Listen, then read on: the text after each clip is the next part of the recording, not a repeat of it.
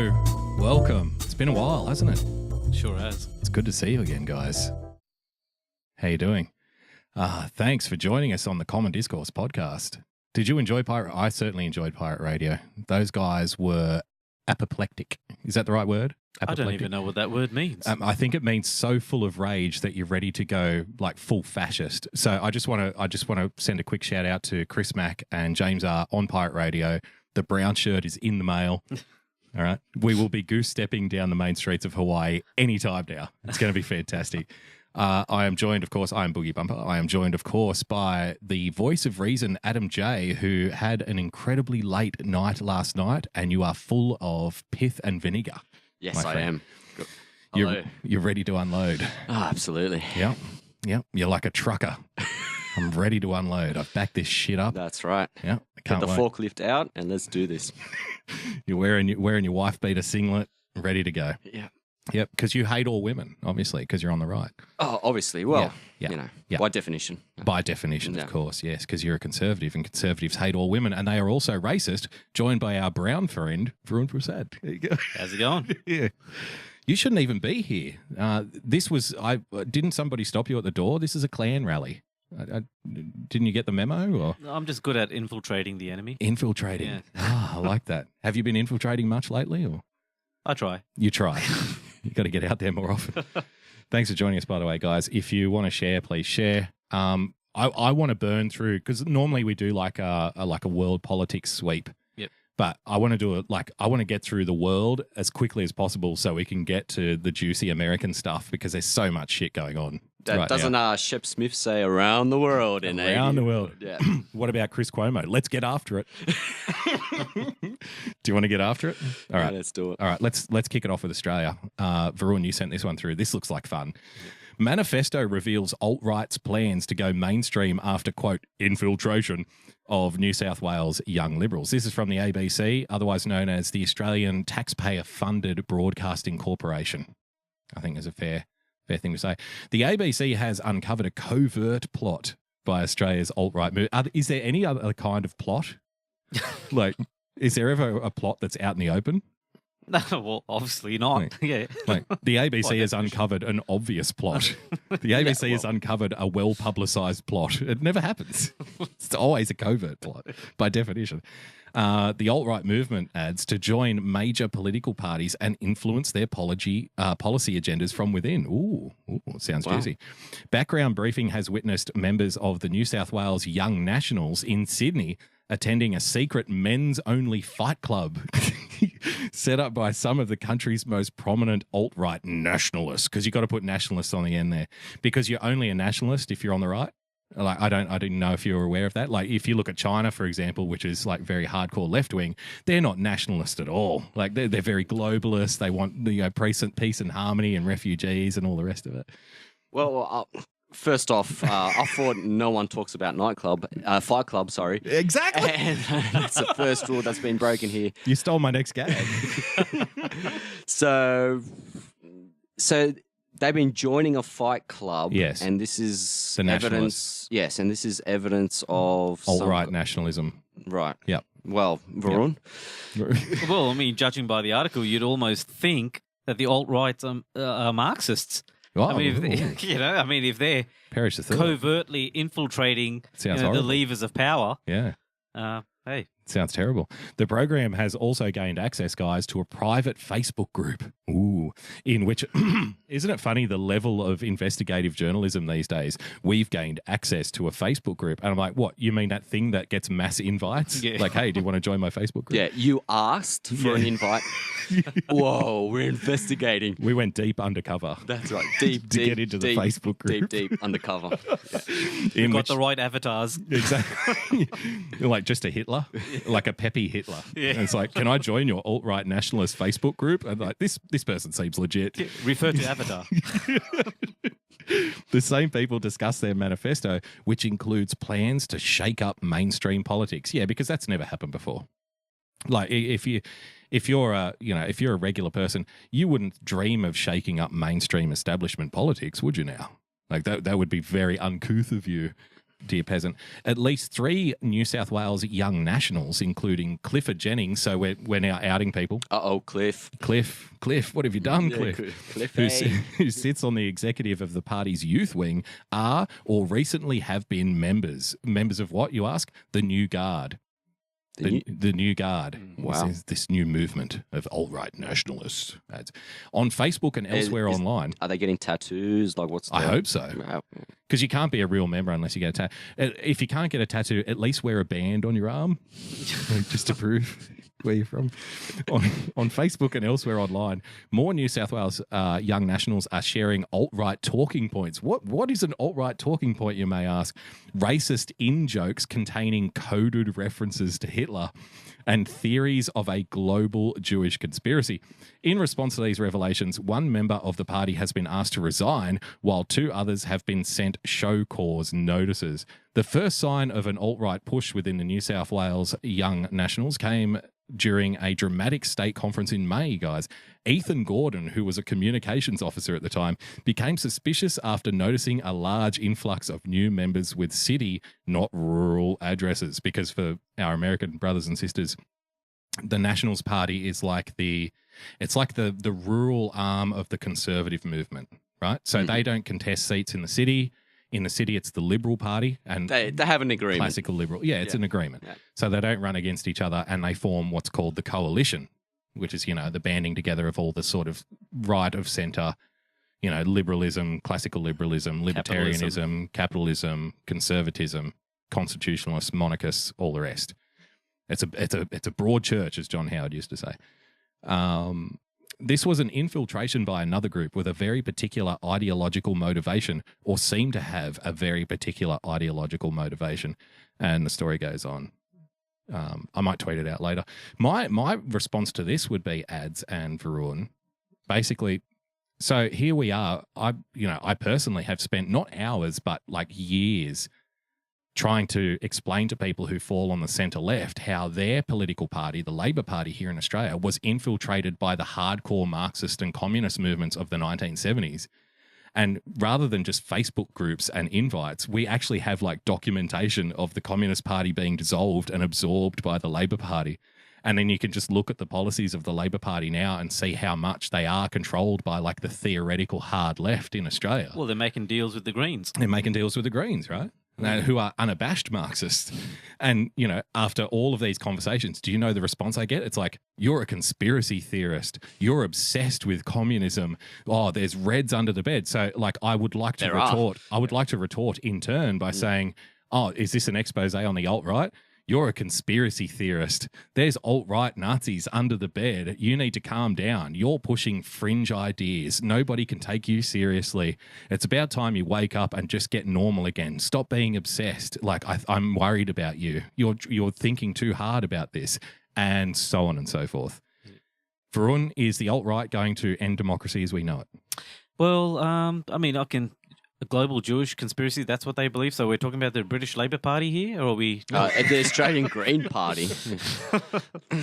Look, obviously this is a beat-up piece by the ABC. There really isn't too much to say about it. We're talking about 3 guys. We're talking about what was it? The New Guard? The New Guard. The New Guard. I mean, so they took it probably from the Iranian Revolutionary Guard, Nice touch. Yeah. And so... it's not much of a story. I mean, there's not much revealed in terms of, how much they've been absorbed into these sort of conservative parties in Australia. I'm sure when you see, Jewish themes, memes being put out by these people, and the said conservative parties seeing their sort of outlay on social media, they will think twice. Sure. Right? Because we're talking about conservative parties. The Conservatives are never far right. They're only, centre right. Oh, is that right? Yeah, centre right. Yeah. See what I did there? See that? Well done, Dave. Well but, done. It has an infiltration of various popular political parties always been a factor in open Western democracies. Like, what? Like, are we kidding ourselves here? Like, there's always an element of infiltration, isn't there? Nationalism now is a demonized word, right? Yeah. Because since the 40s anyway. Yeah, but Thanks, I mean, Adolf. Yeah. You fucked that up. why is it a demonized word? I mean, you got political parties fighting for political control in Australia, which is a nation. Yeah. So, I mean, either you hate nationalism and you believe in globalism, or either it's like a contradiction in terms. I mean, how can you be the leader of a country if you don't believe in nationalism? Well, yeah, we were having these discussions a few years ago, weren't we, Ads? Like I remember you and I, Varun, were very strong in the fact that, the battles of the future are going to be less about left and right and going to be more about nationalism versus globalism. Yep. And, maybe there is an argument there that some elements on the right are just like hijacking the term nationalism, but actually they're just as much globalist. I mean, if you look at the big corporations, they want large scale immigration. Yeah, Trump's an example of this. Right? Oh, is he? Okay, we'll get to America. Yeah, we'll get to America. That's fine. But yes.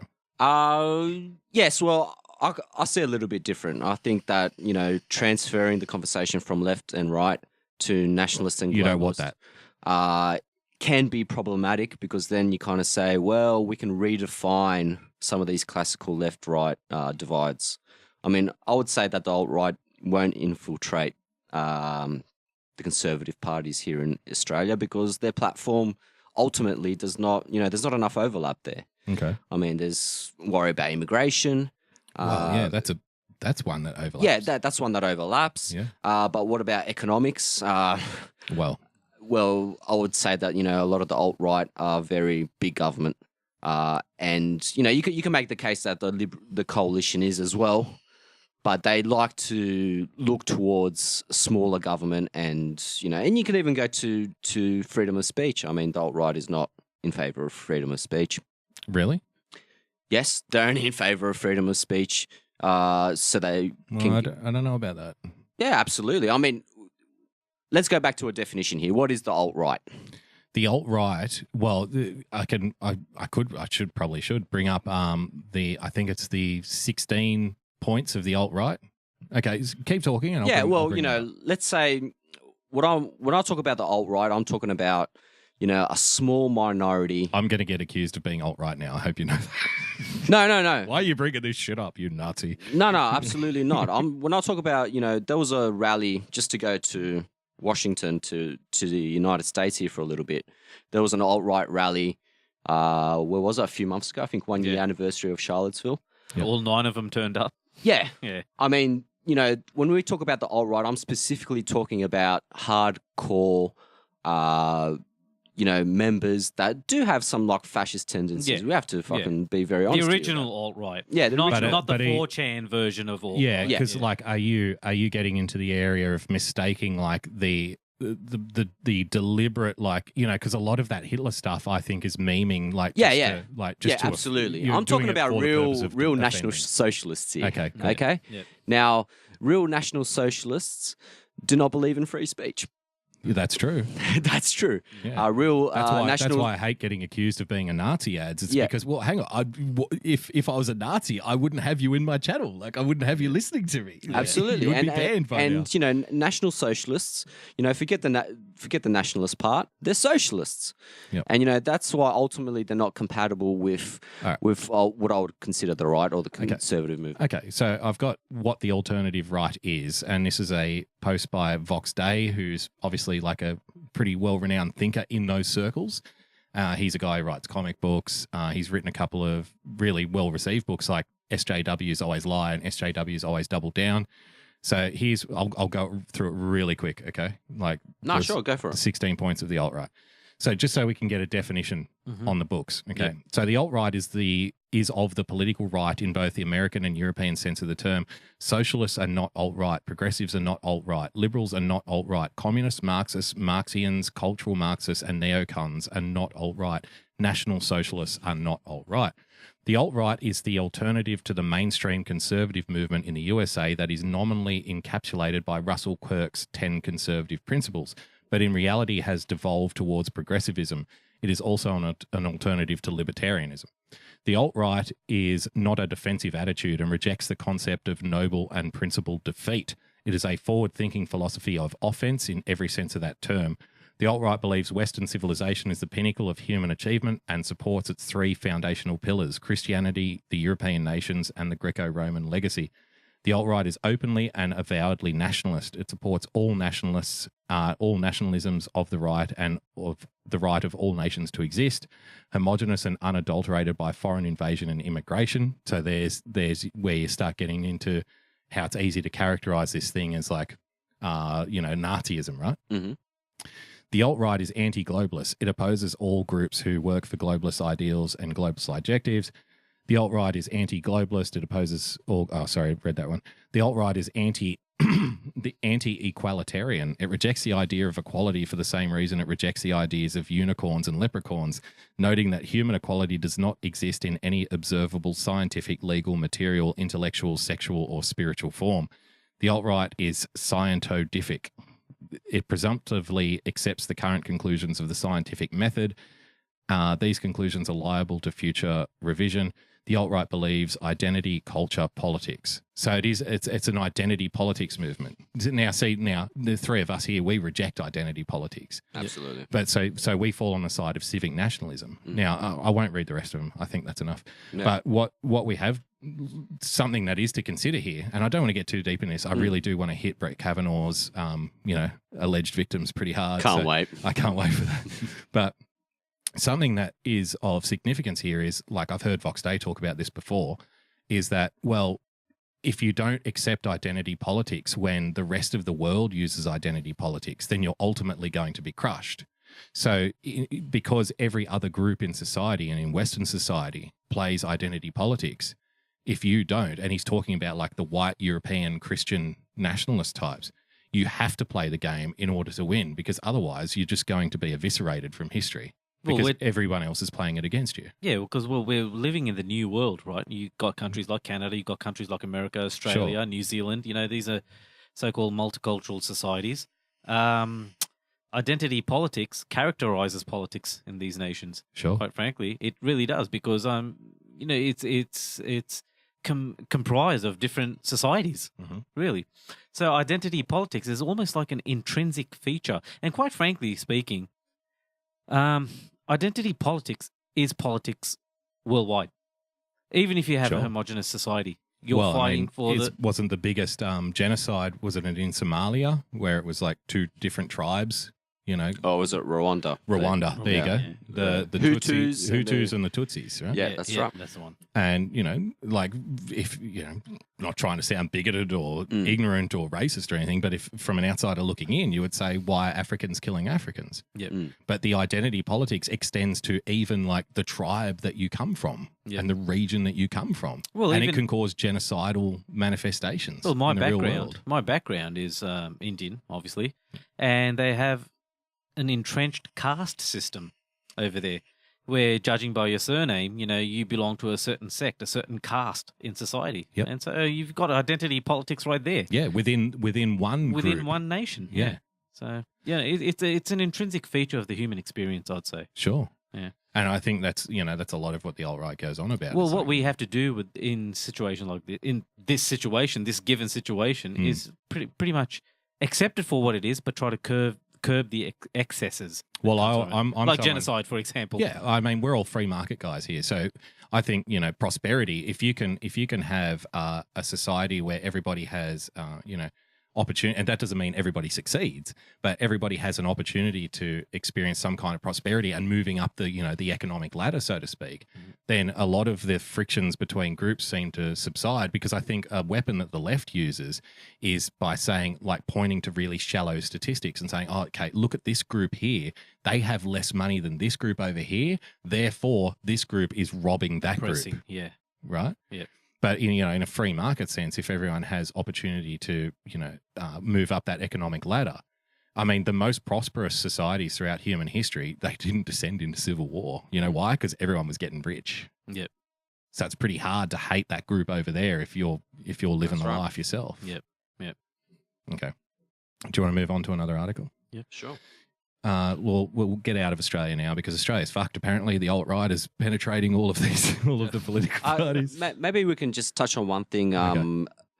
Apparently, there was a big brouhaha about Malcolm Turnbull putting pressure on the ABC. What's a correct name for the ABC? The Australian Broadcasting Corporation. No. I mean like the Australians Broadcasting No, the Communism. director. Is he called a director? Michelle or? Guthrie. Yeah. Oh, Yeah. That Malcolm Turnbull's friend. Yep. Which was the ex-Prime Minister of Australia. And again, this is the taxpayer-funded media. Yeah, outlet. he didn't like something that a reporter That she said about, I think it was Emma Alberici. meddling. Meddling in. And what do you think about that? Well, I think it's no surprise to me. We knew Malcolm Turnbull was a darling of the ABC. That's why he was on Q&A every second fucking week. Yep. Leather jacket. Honestly. Well, I mean, Like- he's liberal in Labor clothing. Of course he was. Of course he was. And he's gone now. Thanks gone for now. that. Well, okay. What do you think of ScoMo so far? The new Prime Encouraged. Minister. Encouraged? Yeah, I think He does the right things. Uh, He's playing it the right way. I think that a few of the comments that he's made, like on Twitter, and which is kind of weird but just these signals, these one or two signals that. Sure. But there's always the seduction here, to try and like overplay it here and get overexcited. I mean, he's got a long way to go, and he's got one job: to stop Bill Shorten being the Prime Minister of this country. Yep. And he'll be judged on that, really, quite frankly. I think Absolutely. he is giving us good signals, I think, but he did not all out attack the Paris Accord, even though he said, look, we'll kind of stick around in the Paris Accord, Yeah. but we're not going to full on get out. Now that you can look at that in two ways, like Because he's got a minority in the Senate. yeah, exactly, yeah, that's right. I mean, he's playing politics with that. Do you know what I My like? gut feeling is that he wants to get out of the Paris Accord. Oh, of course he does.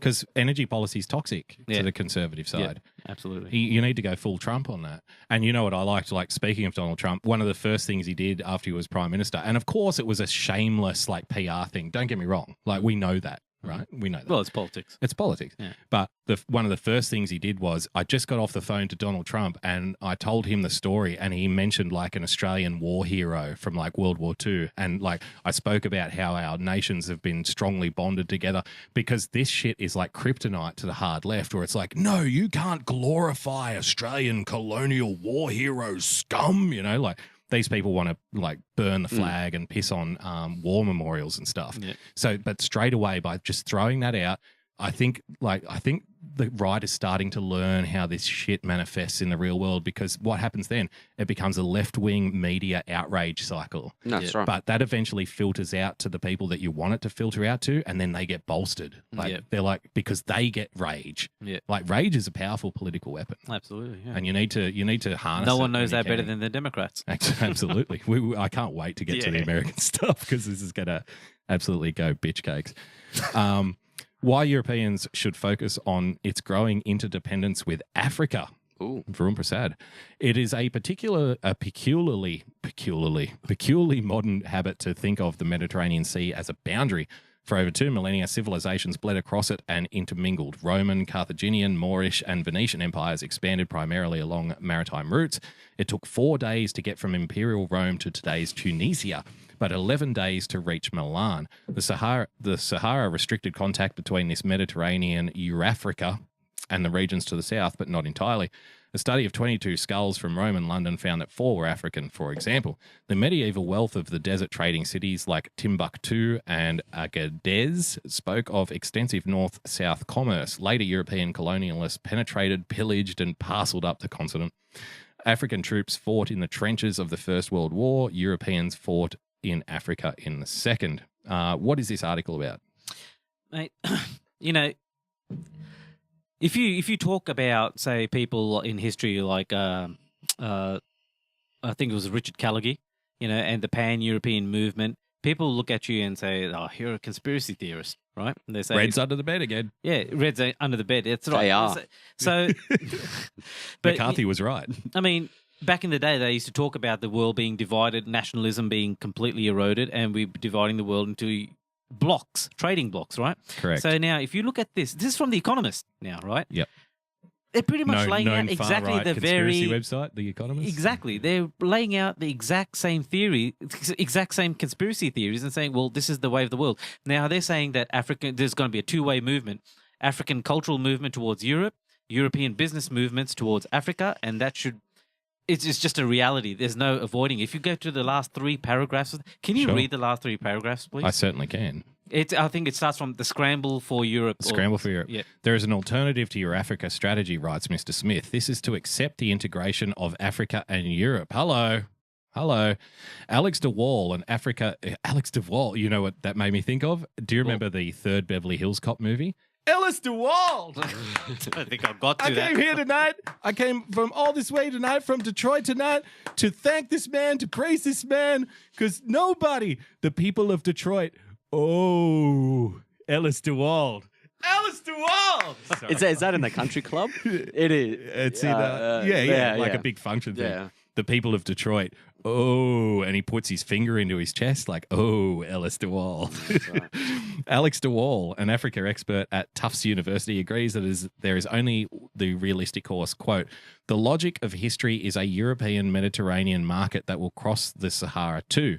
The challenge is to recognise that reality and make it mutually beneficial and regulated one. Ding, ding, ding. Alarm bells are ringing. Regulation. Building walls will not work. Here we go. Mm-hmm. This, he contends, means increasing Europe's role as a supporter of and model for a multilateral Africa. So we're back to colonization again, aren't we? We've gone full circle. Yeah. See, this has been one of my arguments against China for a long time, Varun, is that China is colonizing Africa as we speak. Yeah. They are building mini cities filled with Chinese workers. Yeah. They are exporting like the wealth of Africa back to China. Yeah, but is this now a corporate competition against the Chinese? It is, because the new world is corporate. Globalism is corporatism. Corporatism, that's right. Yeah. Globalism is unelected, bureaucratic bodies giving certain free rides to certain massive multilateral, multinational companies and putting massive regulations and roadblocks in front of everybody else to create was it Rockefeller that said, competition is a sin? Yeah. Right. So, the free trade, right? Give me a break.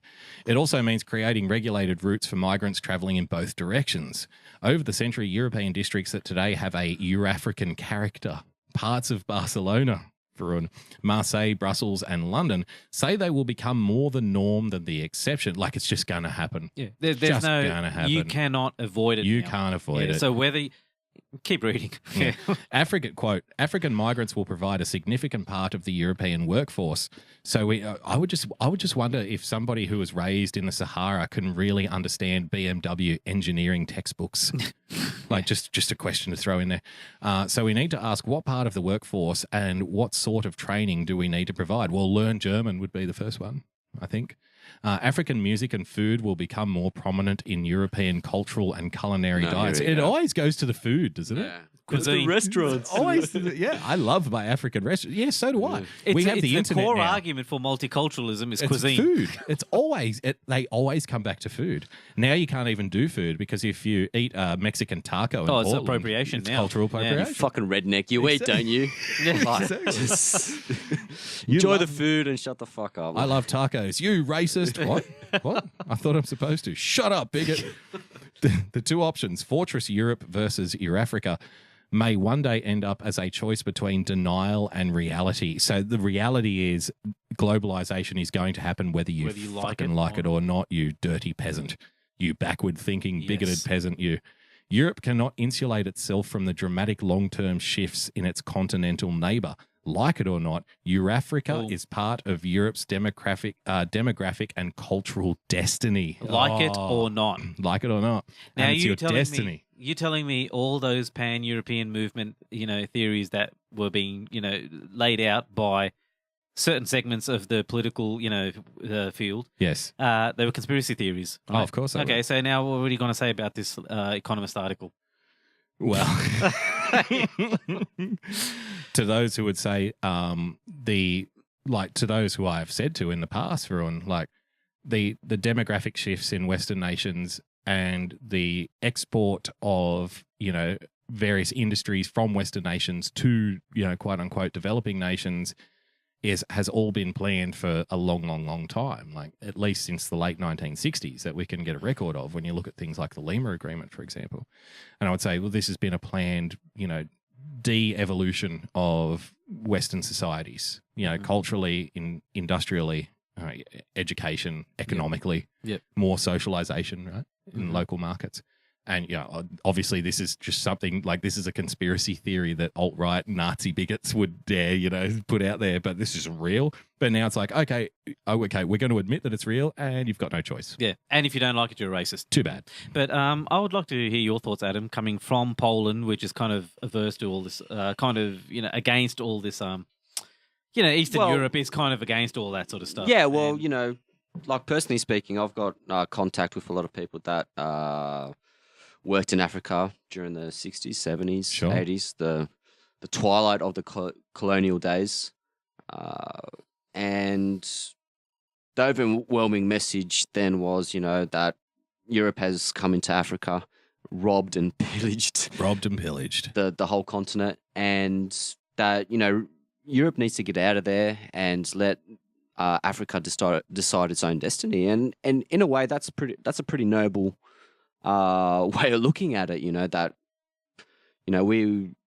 I guess you could say that Europe is not proud of a lot of stuff that it did in the past. Frankly, I don't really care. But that was the viewpoint. Now, what we've seen in Africa in the last few decades is, frankly, a continent, a people, or the various peoples. Let's not lump them into one identity. Yeah, I mean, sometimes within even an African country, there are many tribes and there are many. Absolutely. I mean, it's so diverse there. That you can go from town to town and you have. Well, we were just talking about Rwanda. So. Yeah, diametrically different, viewpoints on every aspect of life. Yeah.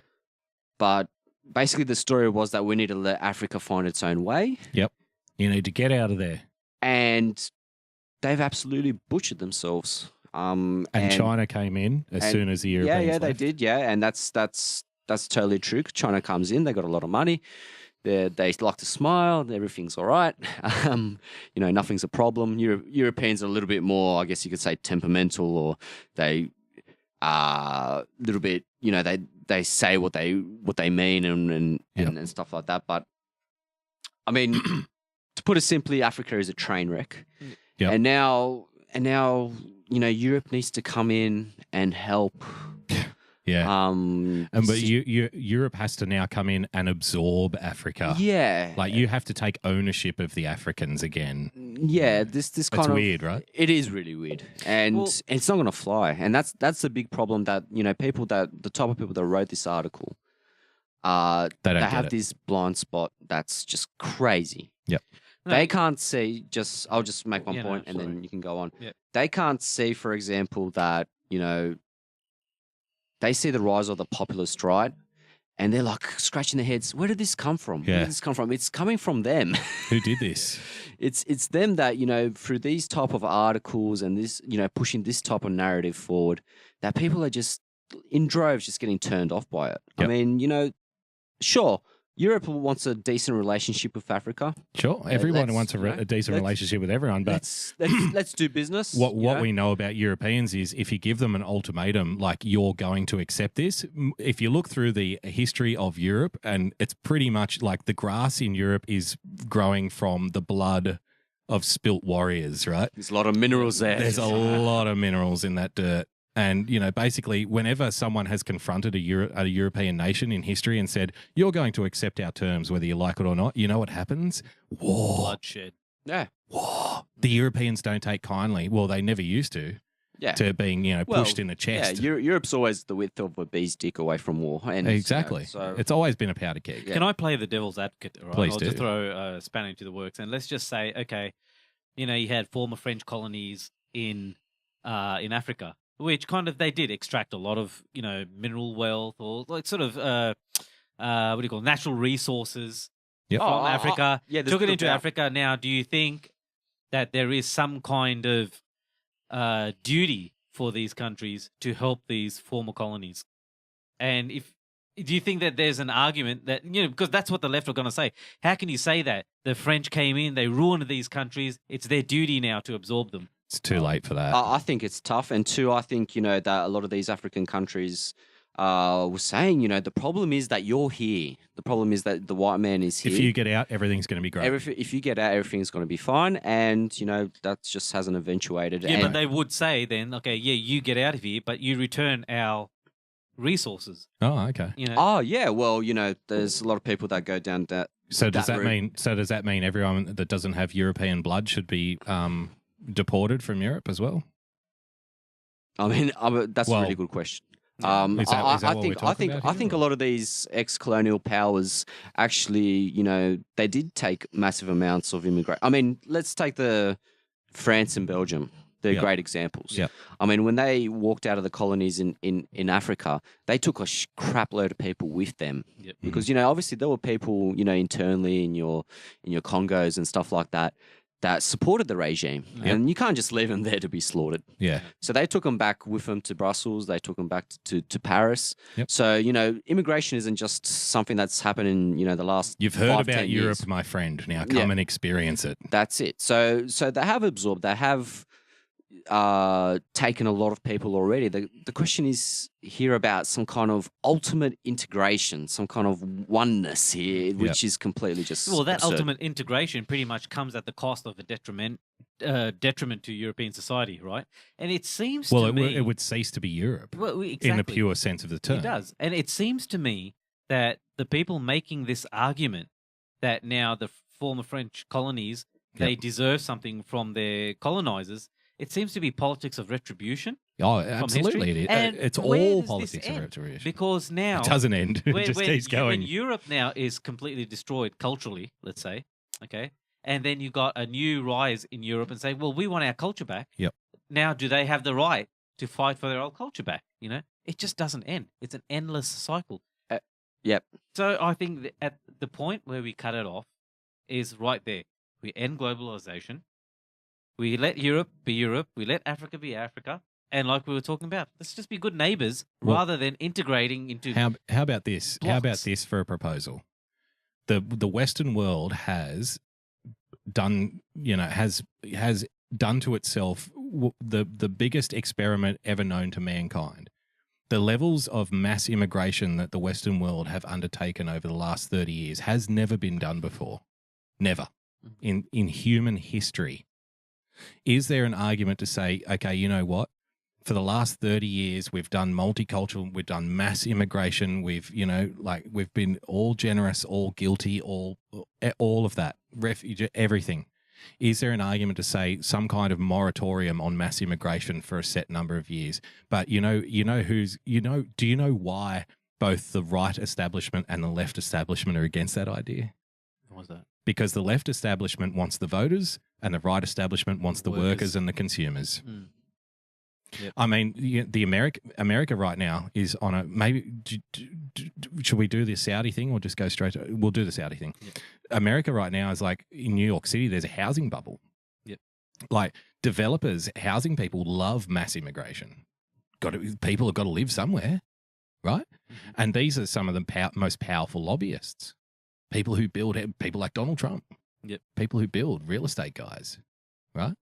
The mass immigration, got to have people. And big business needs workers. It needs consumers because we've gotten to this idea for some reason, and this is a bastardized idea. Capitalism is not about perpetual growth. Like, it's explained to us now, like, for some reason we have to have growth. Like, you know why? Because politicians love getting out and saying, oh, we've got 3% growth. We've got 4% growth. I don't want to see growth every year because it must be, in a large section, of the argument, it's being done artificially. Mm-hmm. It's mass immigration. And when you've got mass immigration, like feeding the economy, so politicians can, and we've got all of this unfunded social welfare programs going into like 200 years into the future, we can't pay for this shit. Yeah, I think the problem is that, your normal person down the line, people that think about immigration rationally, have no problem with immigration. Yep. It's the amount, and what they're looking for in their politicians is sanity. Yeah. I mean, and that's all. Like, can't we say, like, let's just take 10 years and like assess where this social experiment has gotten us? That's it. Let's cut it by half, and do it for 5 years. Yep. Okay, let's cut it by half and give it 10 years Yep. and see where we end up. And to be honest, overnight you would see, you talked about one thing about why the left and the right doesn't do it. Yep. But you got to accept one thing as well, that populists, people like Donald Trump's and various nationalists around the world, and Alex Joneses and people like that, don't want to see that either. Because this kind of cuts what they talk about all the time at the ankles. If a Donald Tusk... Perpetual growth. No, just the fact that if the establishment came out and attacked some of these issues like they should have... Yep. Then, you kill that demand. Sure. You kill the outrage. You kill the outrage. You could say, yes, there's been mass immigration, but the establishment came to their senses and cut it by half, and we're going to stay there for 10 years. To be fair to Trump, though, I think because we're at such a point, politically, I saw the front page of the Daily Telegraph in Sydney the other day. Did you see it? New South Wales Premier asked to slash immigration because Sydney is growing faster than it can keep up with. We've got people dying in emergency rooms, right? Because you can't get a hospital bed because there's too many fucking people here. And there's no infrastructure. But so I think but the way it was framed was like the controversial position because we've been so, massaged into we must have mass immigration. And this is why I say to my American brothers and sisters, Donald Trump is not the end. This is the beginning. So what he said, what he puts out there, this is just about starting the conversation so we can, turn the fucking Titanic around. It takes a long time to turn that Titanic around. Yep. Because if you let's be honest. I know you're smirking at me, Ads, but if you come out and say let's slash immigration half, you're not going to get elected. No, I'm not. But you have to start the conversation, and then you got to turn that big ship around, and then one person becomes two people, because you're becomes overturning 4 people. Decades worth exactly. of rhetoric. Yeah, exactly. Yeah. All right. Let's move on to this one. I really want to get into the American stuff. The US-Saudi relationship, too Faustian to fail. This is a good one. For the Trump administration, Saudi Prince Mohammed bin Salman might be the perfect Middle East partner. He leads a strategic alignment against Iran, maintains quiet ties with Israel, and buys billions of dollars in US weapons. To be fair, the Saudis have been friendly behind the scenes with Israel for a long fucking time. Publicly, we hate Israel, blah, blah, blah. But they've always worked with Israel. Well, there's never been, their secret services have. Exactly. And Saudi Arabia's always been friendly with the United States. Yes. Not the always, at least since the 60s and the 70s. With the Clintons. Yeah. They've got a common enemy. Well, and they can prop up fiat currency worldwide.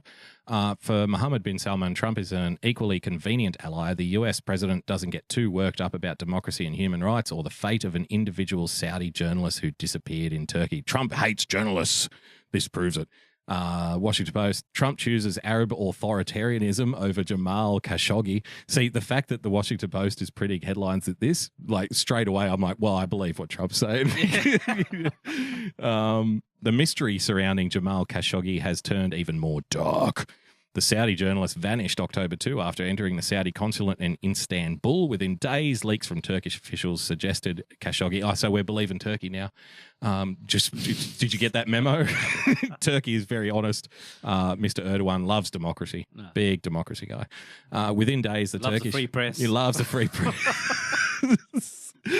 Leaks from Turkish officials suggested Khashoggi had been killed by Saudi agents flown in to take out the rioter. The Saudis have denied the accusation, boys, saying Khashoggi left the consulate on his own, but have provided no evidence to back up their claim. And just finally, before we go back to you, Varun, Jim Acosta tweeted this out today.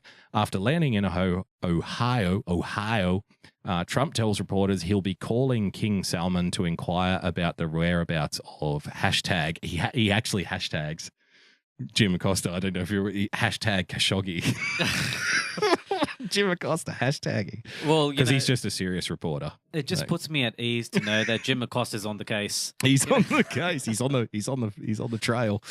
He wants to uncover the truth. Damn, this is an interesting story because this reads like a spy novel. It does. Really does because here's this guy. He's on a self-imposed exile in the US. Mm-hmm. He becomes a journalist for the Washington Post. Right, goes into Turkey, he's murdered and dismembered Okay. Yeah. So the politics that kind of fleshes out from this whole situation and what this means for Trump, what this means for the whole Middle East area. Does it mean anything for Trump? Why would Trump give a fuck? Well, the only reason I'm saying is because what I'm trying to get at is the world's attention is now going to be turned onto Trump for a while, right? Because what are you going to do with your for a 100? while, with like your it hasn't happened yet. yeah. Well, it'll be it's turned already, but it will be there for a while because they're going to say you're selling 100 million or 100 billion, whatever it is, dollars worth of arms to Saudi Arabia. How can you justify this now after seeing this happen? Mind you, there's no hard and fast, concrete evidence that the Saudis have, because obviously Mohammed bin Salman is going to deny it. Obviously, he will. Yep.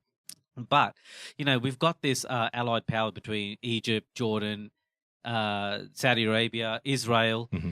And that's something that Trump's really been selling, as a foreign policy. Well, I think actually Nikki Haley, when she left the UN, that was one of the things that she actually mentioned in her speech, right? Yeah, the work he's doing to build bridges, to use, political speech, build bridges between nations. Yeah, exactly. So now the thing you've got to ask is whose interests would this sort of narrative serve the best? Well, James R is in the chat. Sorry to interrupt. James R is in the chat and he just said spy ... And James is someone who's been saying what the Trump administration, and I'm with him on this. Sorry, I don't want to interrupt. Yeah, right. But I think personally, the reason that he hired Rex Tillerson was because Rex Tillerson was head of ExxonMobil. Yeah. In order to get in bed with the Saudis, you have to understand the oil industry, right? Nobody knows the way the oil markets works like Rex Tillerson. So, and he was in there. He did his job for a while. Once that connection was made with the Saudi regime, he was out. Then what happened? The Saudi regime then went around and locked up a whole bunch of the people in their own circles. We're arresting blah, blah, blah, blah, blah, blah, blah, blah, blah. Yep. That happened. And then what happened is for the first time, I don't know, probably in history, Israeli planes were allowed to fly over Saudi Arabian airspace. Mm-hmm. So, remember, the press conference, what we see on the outside, the outer shell, was the Israelis are working together with the Saudis to combat global terrorism, which you quite articulately pointed out. It's about cornering Iran, right? Putting Iran into a corner. Mm-hmm. So, James was saying this guy was a spy. That's why he was killed. Yep. So, I don't know. What do you think? Yeah, no, well, it's a good angle. Yep. That's kind of where I was going with whose interest does it serve? You've got Iran on that side. You've got the Yemenis Houthis in Yemen, obviously, and you've got Hamas in Palestine, right? Right? Yeah. So, all these three groups. Well, together, you got Hamas in New Mexico as well. Yeah. I was reading an article the other day. It would serve their interests very well. And is it really outside the realms of possibility that even if, I'm not saying that they masterminded the whole thing, but they do have their fingers in at least a couple of slices of the pie. Sure. You know what I'm saying? Okay. Ads? Well, for me, have you been following this story? Yes, I have. And for me, it comes down to one simple thing, that should a strategy developed by Donald Trump, it has to be said, in this new administration, should it be jeopardized because some journalist / spy got whacked in a fucking embassy in Turkey? No. And the answer to that is, of course, no.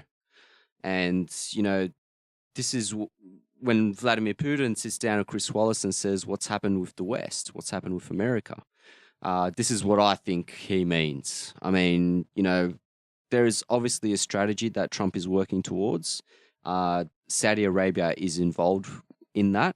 Putting your arm around Saudi Arabia. Now, to scuttle it because of this incident, which is something, the mainstream press would want, is just crazy. Sure. It's just crazy. And, because they want chaos. They need to farm it. And I've always said that the problem with the West when it comes to foreign affairs is that the West has forgotten about smart and dumb and instead focused on right and wrong. That's a really good point. And, the thing is, let's say that this person is a journalist. In other words, the smart thing can be the wrong thing. That's and the dumb thing can be the right thing. And we can get all outraged and say, well, in Turkey, something happened that doesn't quite happen in Sydney or in Washington or in London. And that's it. That's it. We're not selling you all these warplanes and we're just going to torpedo everything. Sorry about that. That's right. And we're just going to torpedo everything just because, this journalist died. I mean, it's just unacceptable. It's not not gonna serious. happen. Well, I think Trump's putting out, tweets, or Trump Jr.'s put out tweets in terms of like kind of minimizing what's happened. And I think it was Donald Trump who said, look, this is a matter between Turkey and Saudi Arabia, which I think is absolutely correct. Sure. Now, I don't think they should be saying too much about it. Let the media go to town.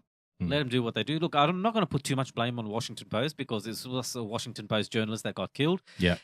That's fair enough. Well, that they yeah, would, stick I up mean, for you guys. Okay, fair enough. Okay, Yeah. we'll let that one slide.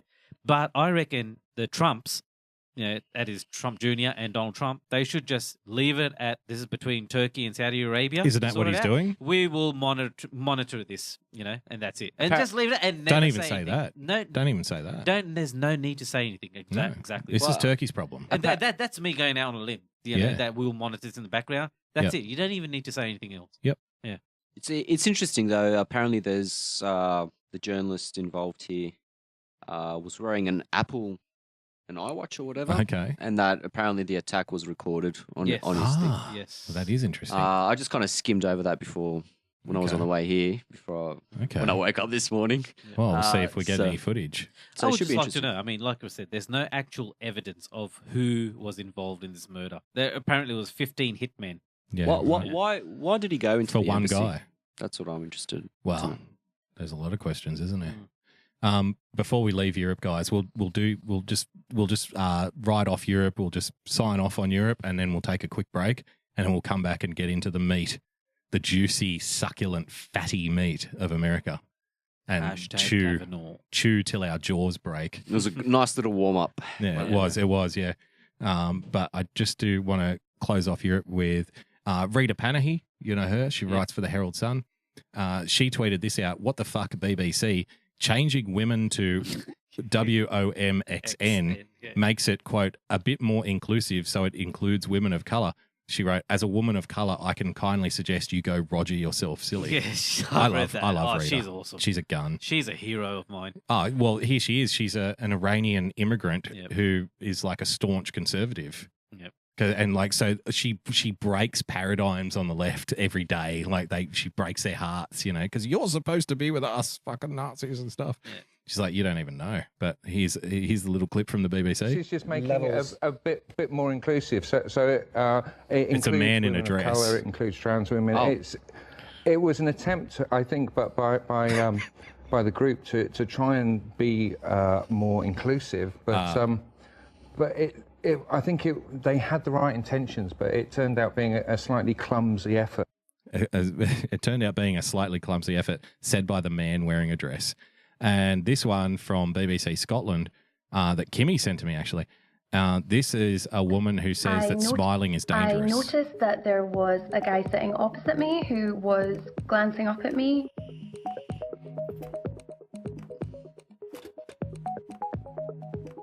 A man gave her a He got note off saying the you should train, smile. He stopped before I did, and when Like I a looked nice up, thing, I like a noticed funny that he'd pickup left kind a of note on act. the table for me. On the front an it old said one, yeah. count to 10, then open. Very mysterious.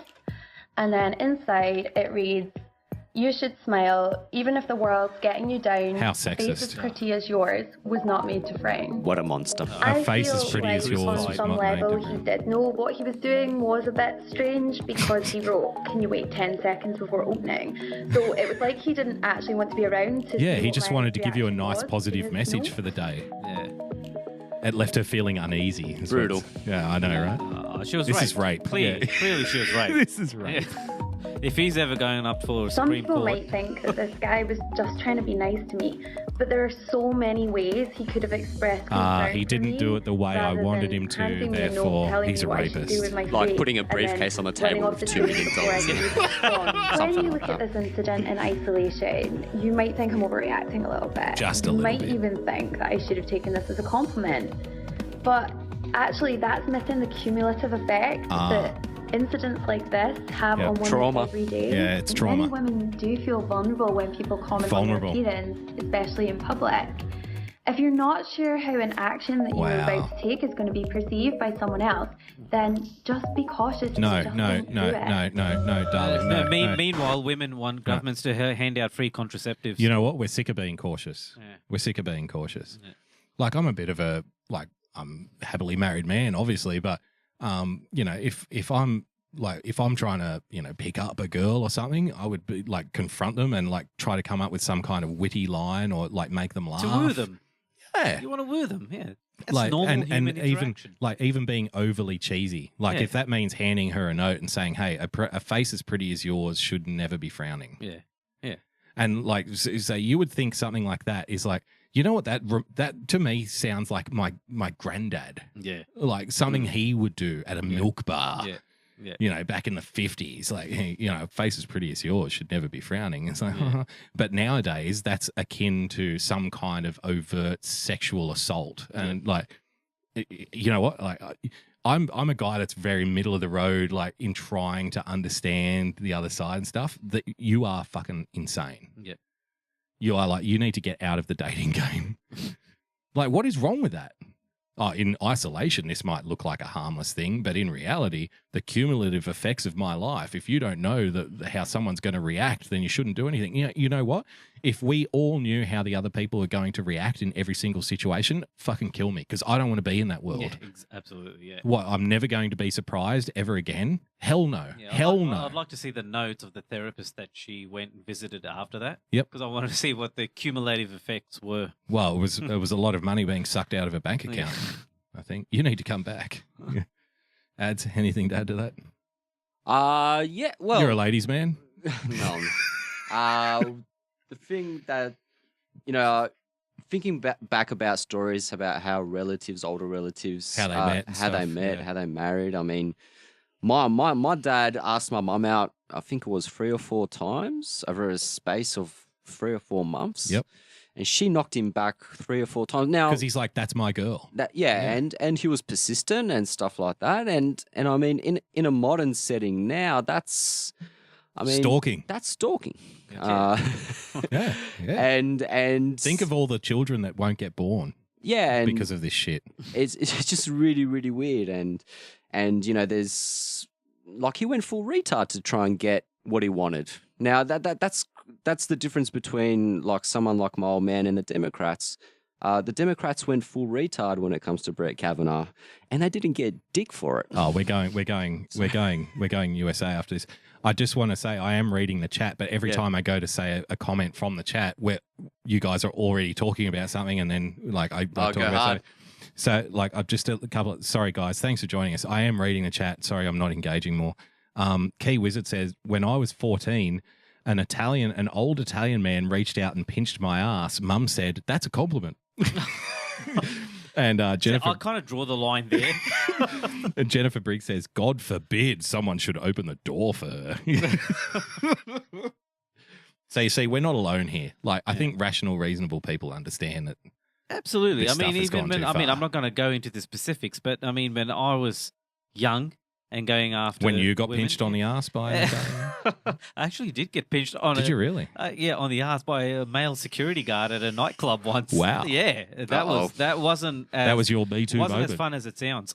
So, but anyway, I mean, like even if I go into the stories of before my wife and I were together, I mean, I wouldn't tell those stories now. No.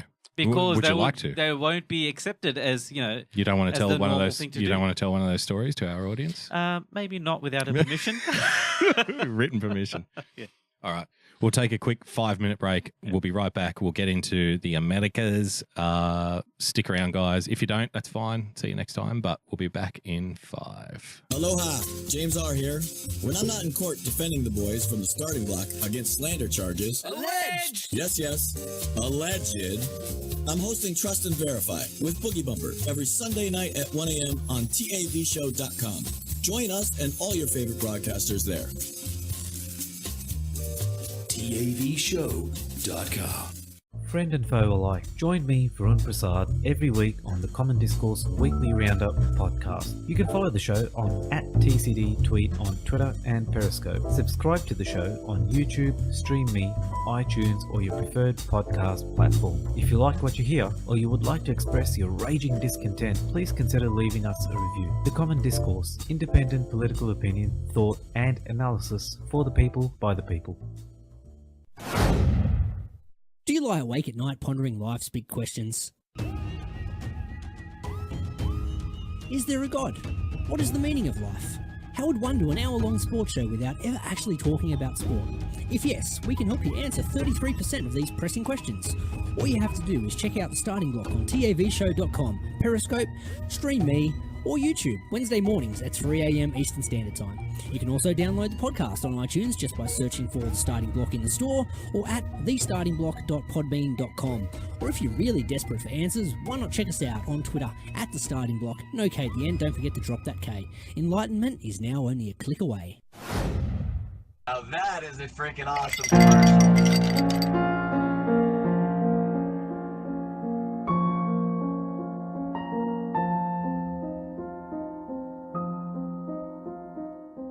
Here's the thing. I think a lot of it is he's free where they're not. If you are on the side of the politically correct, then you are... It's like you're constrained by the weapon that you're trying to hit somebody else with. Does that make sense? Like, you can't profess the virtues of political correctness and overt sensitivity and not offending people and then come out and do it, because you'll be a traitor to your own cause. So if you don't sign up to that politically correct mindset, if you don't fall into the I must not offend crowd, then you're really free. And they're not, because they can't attack. They can only attack you by saying how offensive you are. And if it's particularly unpopular at the time to be, politically correct, then guess what? Every single time that you use the only weapon that you can, which is political correctness, you get less popular. And the person that you're attacking gets more popular just by the fact that you're attacking them.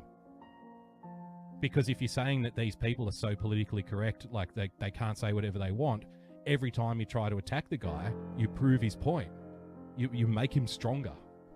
It's like trying to fire nukes into the sun and think you're going to blow it up. It doesn't work that way. You're just adding to the combustion. It's not going to stop. It's not going to stop. He's not going to slow down. The way these people approach it, they just don't get it. He's not going to just suddenly snap out of it. He's not going to start being what you want him to be. It's only going to get faster and harder. But they don't see that. They don't understand. So, because that's the bubble. That's the privileged bubble of going straight from college into into the media and living in that environment, and all of your colleagues agree with you.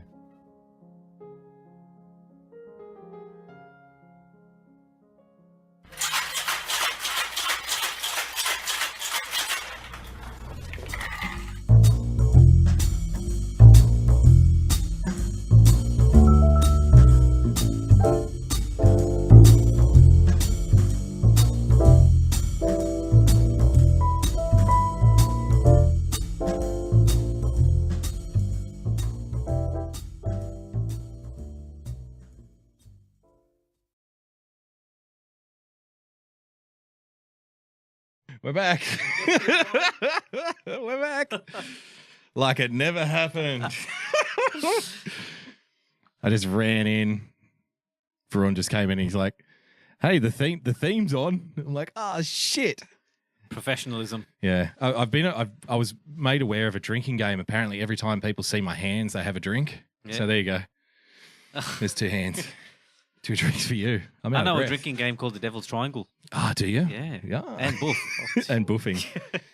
Can you please explain what a boof is? That was the saddest fucking thing. Hang on, let's do the American thing. Yeah. There you go.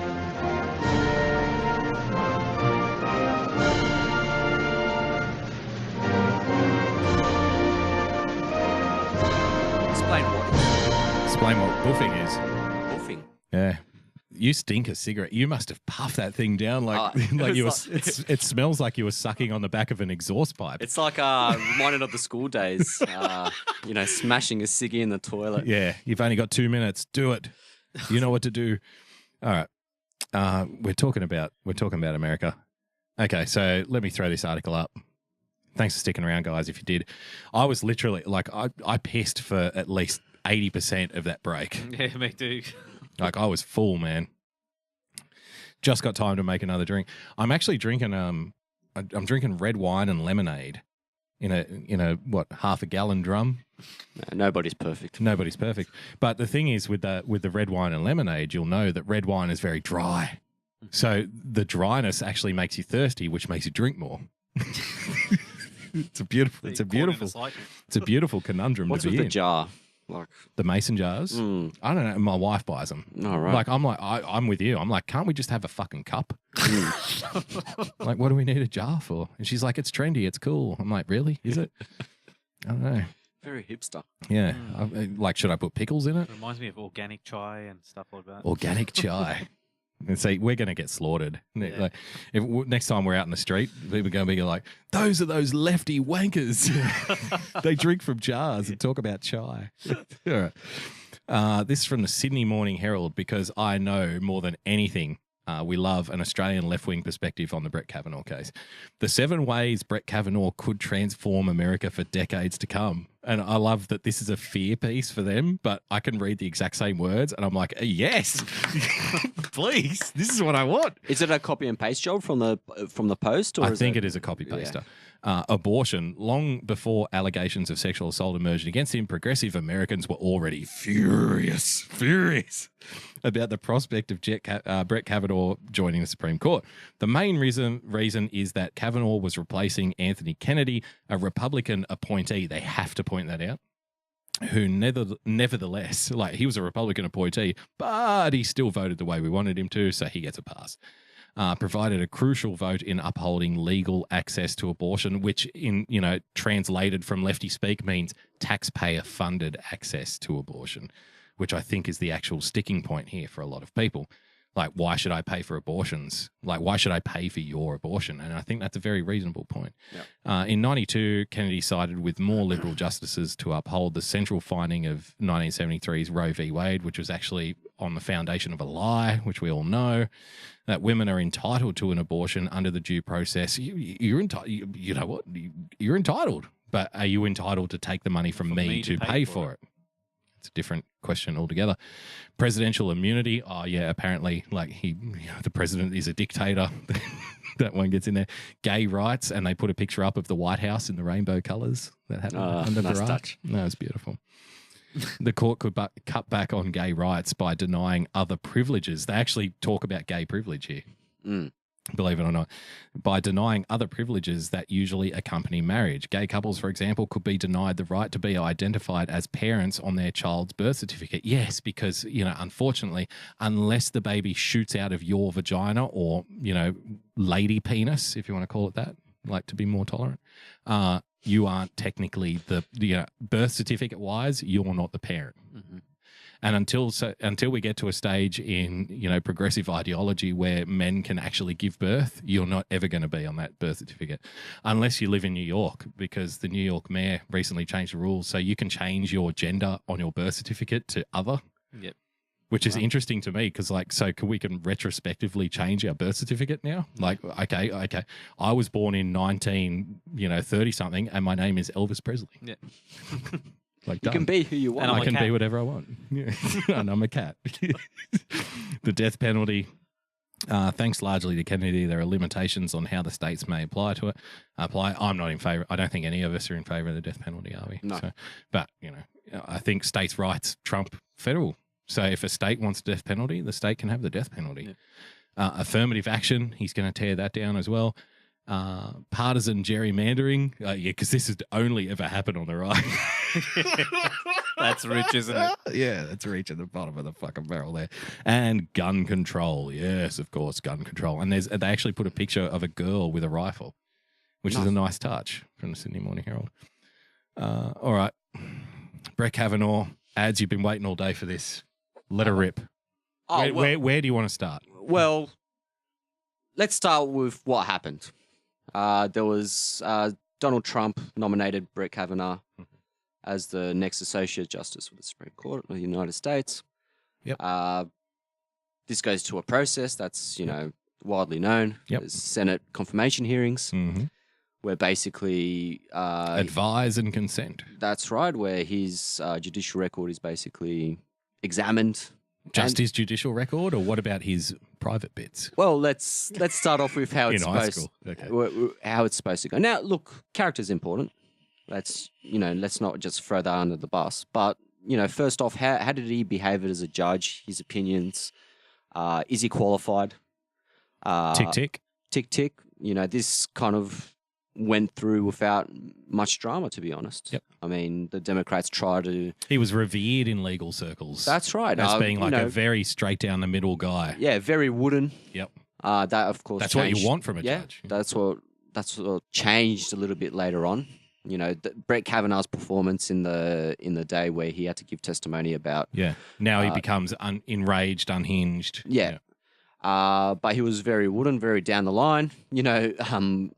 Progressives are outraged about Brett Kavanaugh, but he is pretty moderate.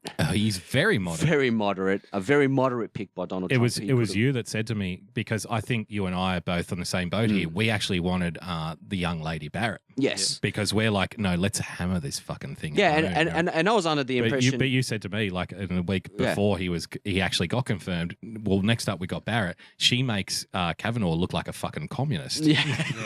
Well, so she's lined up for Ginsburg. Yeah, that's right, for the opposite of Ginsburg. Now, the hearings went without much drama. They were Spartacus moment and all these type of I guess full retard so moments. brave.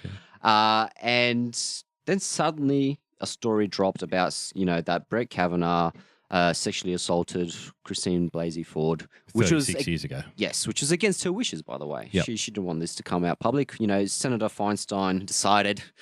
Yeah. Now is the time. Yes.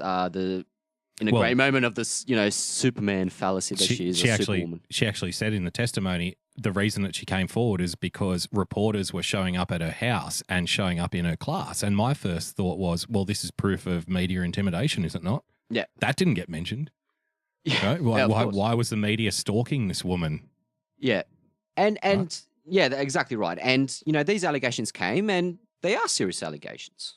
I mean, I think that a starting point to think about this is if these allegations are true, that, probably Donald Trump could find someone without these type of allegations hanging over their head.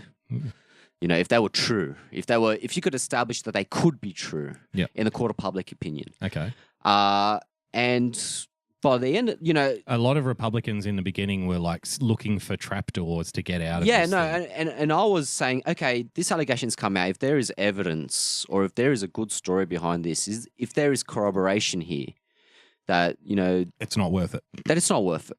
And let's dump Kavanaugh and get Barrett. And I need to explain to our audience here, like this is why this is monumental, because you ads are like, you're not never Trump, but you're borderline, and you have a lot of questions, which is fine, like obviously, but you're the libertarian guy here. You're the one that's like, everybody needs to be heard. Like if there's allegations, let's not fuck around with this stuff. Yep. And I just want to explain to the audience, like we got a message from ads like during the middle of this thing, and he's like, we need to do a podcast because I'm ready to go like fucking full fascist, like lock these people up. Because and this is like, I think that's a fair, like that's a microcosm of like the wider effect in that like so many people have been brought, they're behind Trump now because of the way that the Democrats played this. It was so wrong. It was so bad. Yeah, and that's where we really get to where the majority of this discussion will revolve around. Cool. We got to a point where the allegations were made, and then there was an expectation. Okay, let's hear what she has to say. And then there was nothing. I mean, just to put it mildly.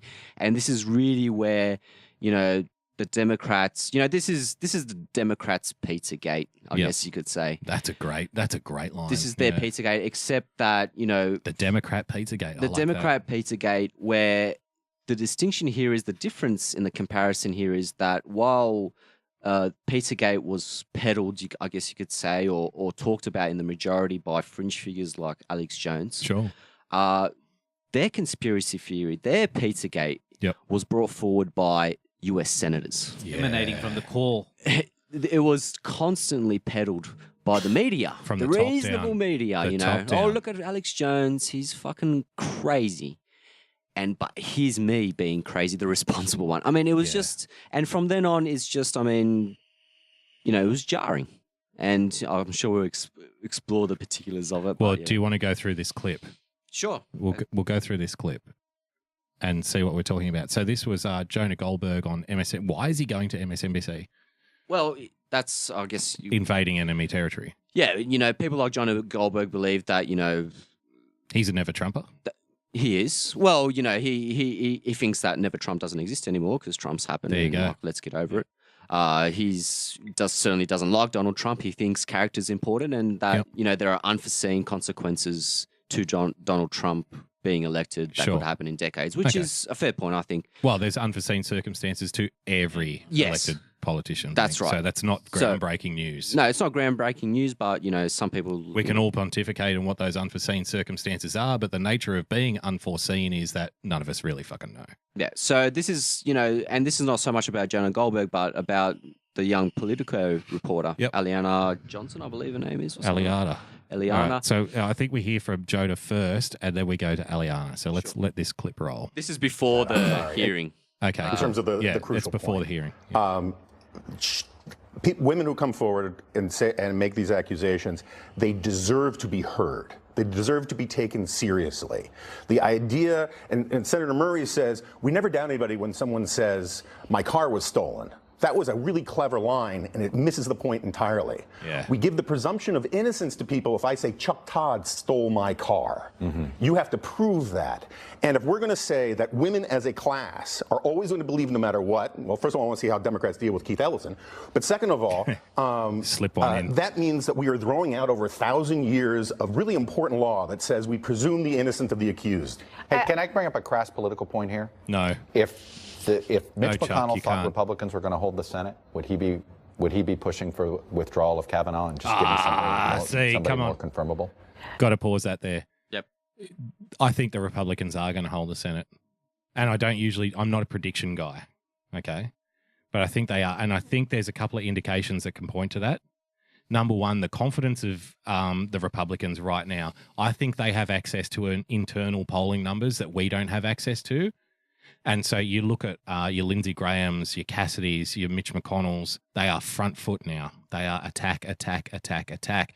You look on the flip side, adds Varun, if there was a blue wave, if the blue wave was imminent, why would Barack Obama be campaigning? Yeah. Why? Good point. Yeah. There would be no need to trot him out. He's likely the only, really identifiably positive, popular figure on the Democrat side right now. Mm-hmm. Like the unifying, like you've got people that like Clinton, you've got people that like Sanders, they hate each other. Mm-hmm. You got people that like Maxine Waters, you got people that like this person, that person, that person, but there is like deep divisions in the Democrat side. This is why people like Ocasio-Cortez are getting elected, because the hard left is trying to overtake the moderate left. Yeah. Right? Yeah. The only one that unifies the whole bunch is Barack Obama.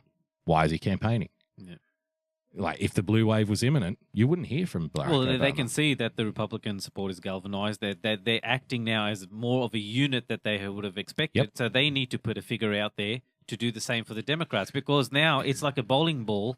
If I'm going through doing strategy for the Democrats, I'm saying, like, if the internal polling numbers are bad and we know voter turnouts are bad, that's why Ocasio-Cortez got elected in New York. We look at the election in California, for example. Cox was second after Newsom. Like, they expected 1-2 Democrat on their ticket for governor, right? It didn't happen. So there's a Republican in the fight. This indicates like low voter engagement in very hardcore Democrat areas. Yeah. This is like clear. Yep. This is like heart attack stuff for the Democrats. Yep. They would be freaking out. Of course, you've got to have that confidence game where you go out into the press. Oh, we're very confident. Well, this is going back to our previous podcast of the Common Discourse. This is what we were talking about then. that there's a factionalism going on in Democrats, and this can hurt them down the line. I remember specifically saying that because, you've got these social democrats, Democrat socialists, sorry. No, they're just socialists. Just socialists. Whatever they call it. Yeah, they're just socialists. And then you've got, the sort of more moderate Democrats. And there's a splintering going on over there. And now the Democrats are going to run into trouble in the future because who are they going to... They need them both. But, you can't reconcile the two, right? Now, the situation just got worse because of Kavanaugh. And because of the whole Kavanaugh situation, that future that we saw for the Democrats has come much quicker around the bend. Oh, yeah. It's upon us now. Well, they've made it obvious, haven't they? Yeah. Like with the reaction. Let's carry on with a bit more of the clip, and then we'll get into the discussion about it. I agree with you that both parties are acting politically. Democrats are clearly pushing in delay tactics.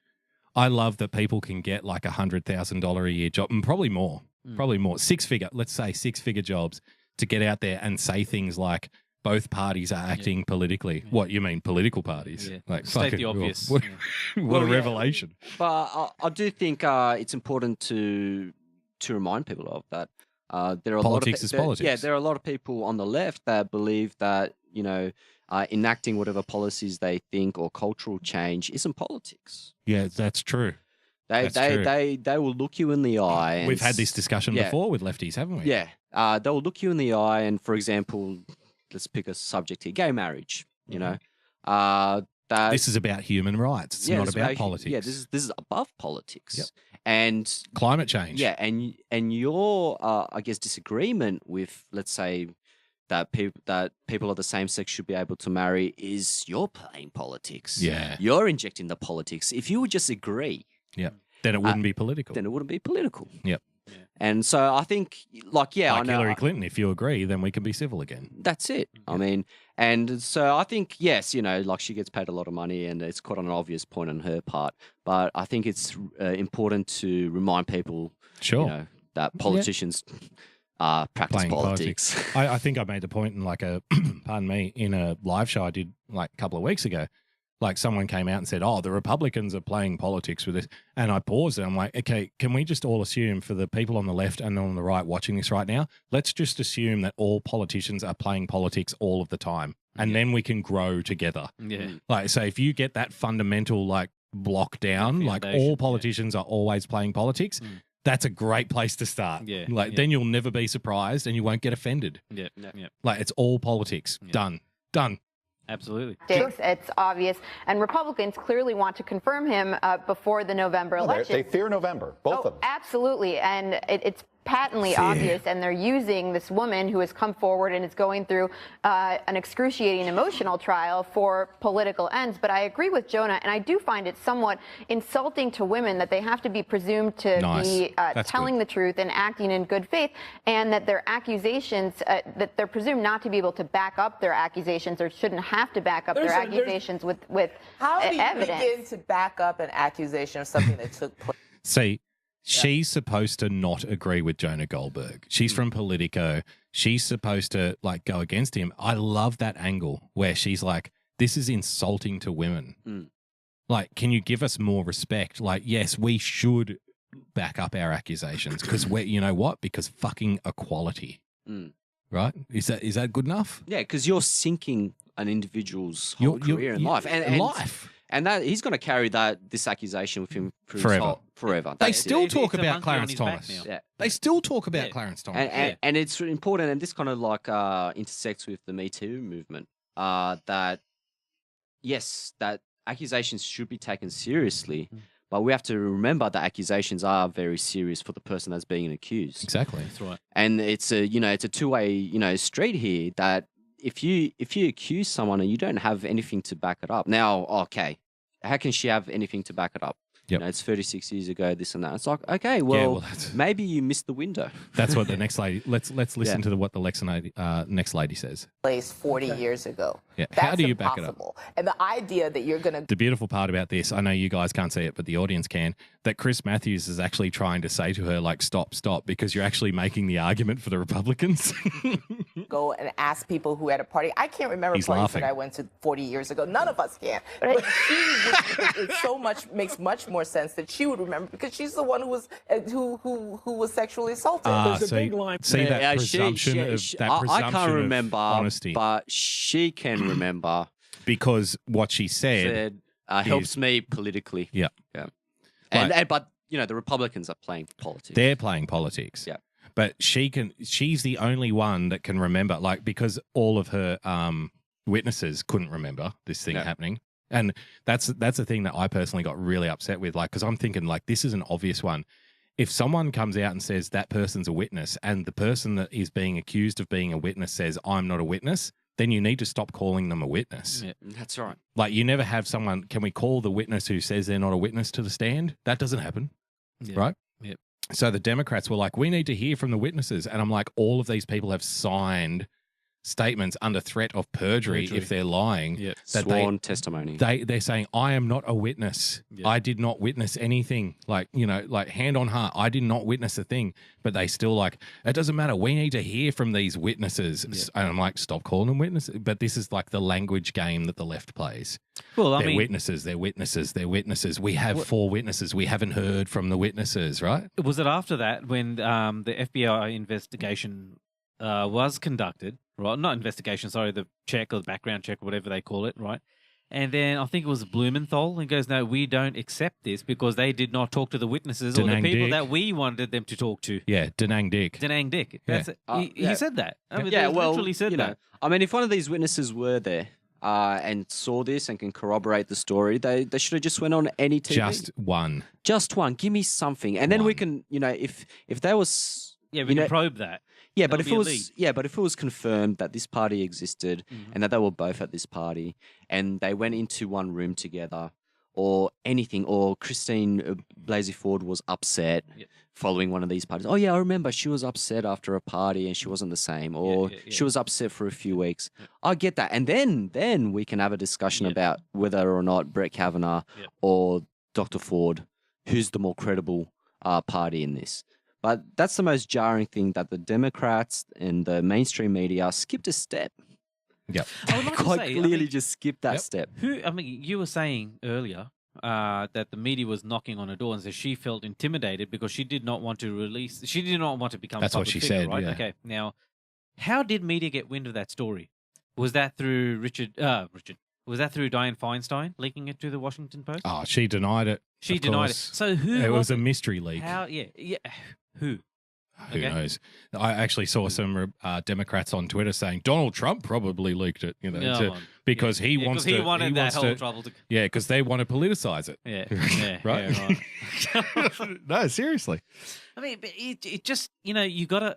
These questions aren't. I mean, they're glazed over, by the media. I mean, these are the questions that should be asked. Meanwhile, they're asking questions to witnesses that don't exist about, this testimony that's based on a 2-question polygraph test. Yep.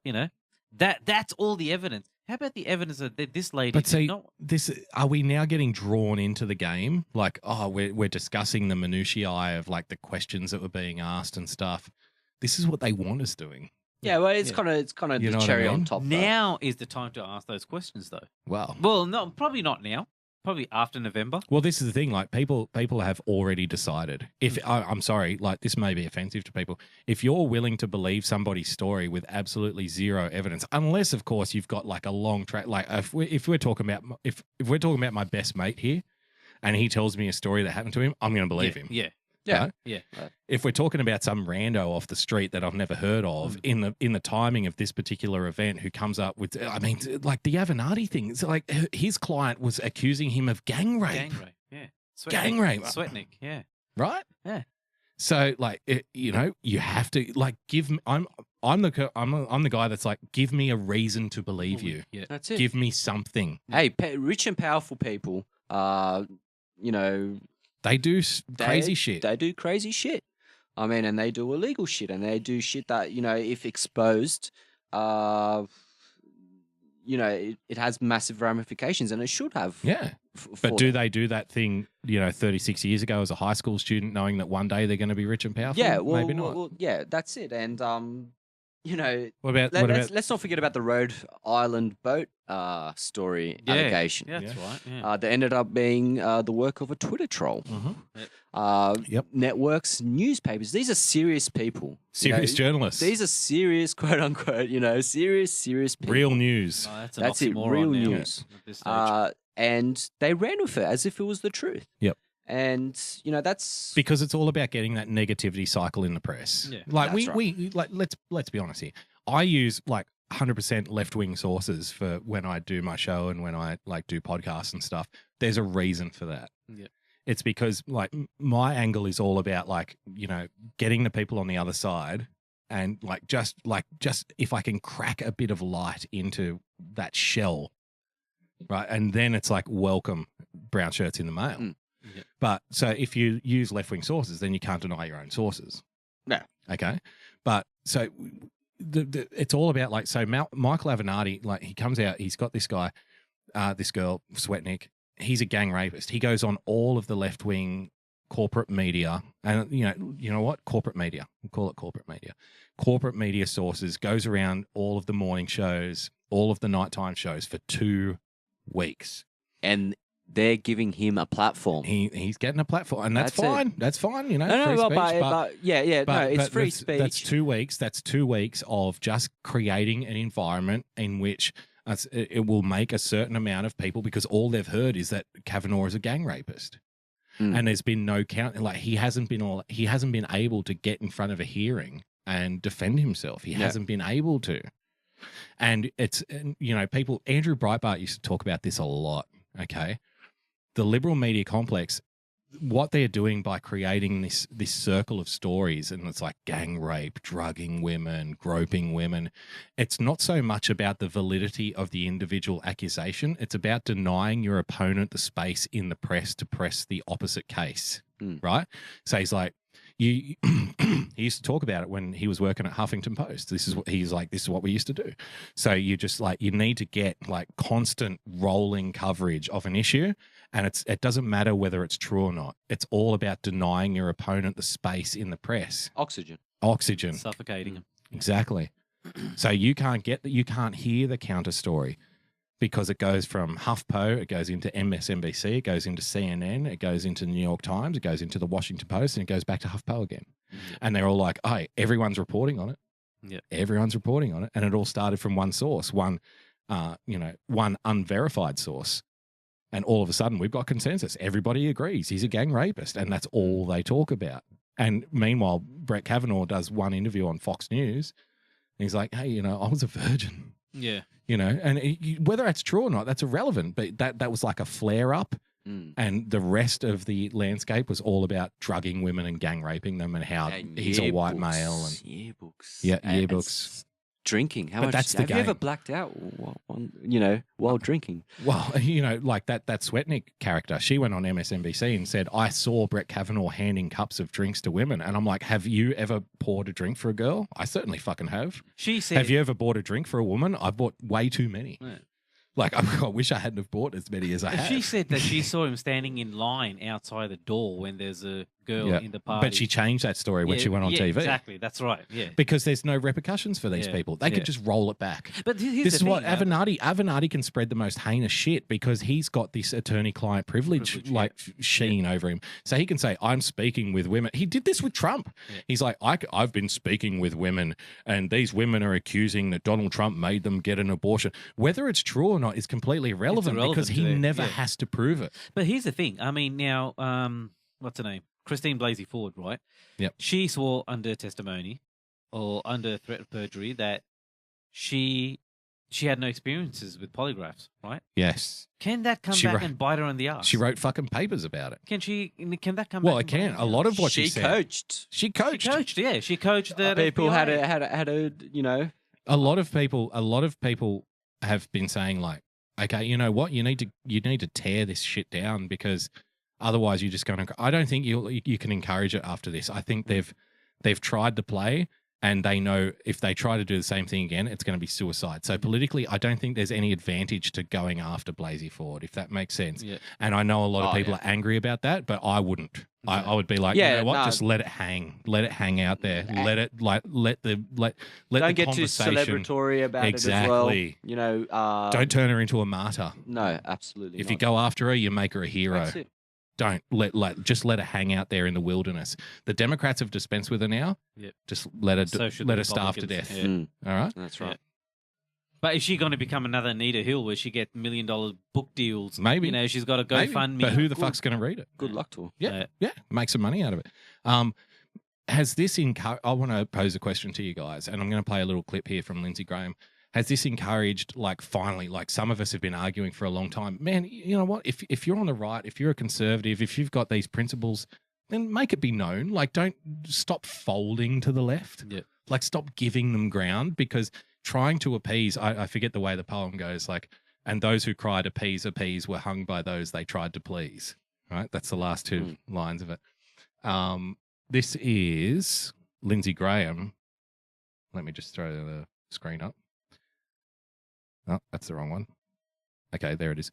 This is Lindsey Graham just the other day, and he's been very strong lately. Check this out. I would say that if you think what happened to Brett Kavanaugh was civil, we have a definite different view of what civil means. Civil means that you do not destroy a good man because you want power. You don't hide the evidence and ambush him. You don't turn to the Avenattis of the world and allow accusations completely unfounded. You tell Dr. Ford, hey, we would go to California. So, you know, Michelle Obama said, when they go low, we go high. Here's my view of the Democratic Party regarding Kavanaugh. Going low is a step up for you. You're in the gutter in terms of the Democratic Party's approach. And it's strong language, especially because I think people on the right are starved of this kind of adversarial rhetoric. And don't get me wrong, like, we're not trying to promote violence or anything like that. But the left have run on for a long time, guys. Everyone's a Nazi. Everyone's a bigot. You know, fuck these people. And they're more than happy. By him just saying that one and said very, like, politely, you know what, these people are in the gutter. And I think that's like, that provides like, it's like a pulse of energy through the MAGA movement, through the Republicans, through the conservatives. It's like, yes, hey, we're not the bad guys. Fuck you. You know? And I think, you know, if Trump has done anything, you know, the Democrats have managed to get the never Trumpers behind Trump he couldn't even do that. But this whole Kavanaugh experience, I think, has exposed to a lot of people, like, your opponent in this fight is willing to go there. Yeah, well, it's been clarifying. Yep. You know, a lot of Democrats out there and a lot of people of the left, I use the term loosely, Yep. you know, have the same memory difficulties as Christine Blasey Ford. I mean, it's as if nothing happened before the election of Donald Trump. And, you know, and it's this, they're masquerading around, you know, the memory hole. Yeah, the memory hole that, you know, we're the beacon of civility. We're the good guys. We're the good guys. We're the beacon of civility. We just love everyone. Yeah, what Donald Trump is doing is just so, you know, beyond the pale. Like, this is just crazy. And what we saw a few weeks ago was basically the Democrats exposing themselves, pardon the pun, for what they really are. And that, you know, that the ends justify the means, that all their criticism of Donald Trump to a large extent is just over the top and just hysterical. It's hysterical beyond belief. Yeah, it's hysterical beyond belief. And, you know, they've just got no credibility in the bank to be you know, to be prosecuting the case that they are. And you know, like, they could say, you have to believe us. And I would say, you know what? I don't. Yeah. I don't. Like, and to a normal person, I would say, give me your story. I want to believe this, you know, give me a chance to believe it.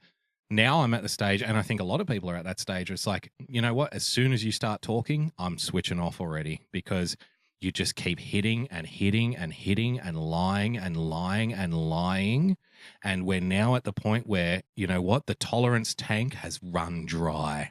Yeah, they've lost the people's ear. Yep. And that's and you know, hey, going back to Clinton, we've talked about Clinton.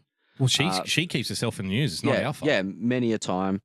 And let's remember what happened with Clinton. There were credible accusations against Bill Clinton. Not, Teen Party type of accusations, but In the White House. Yeah, grown women.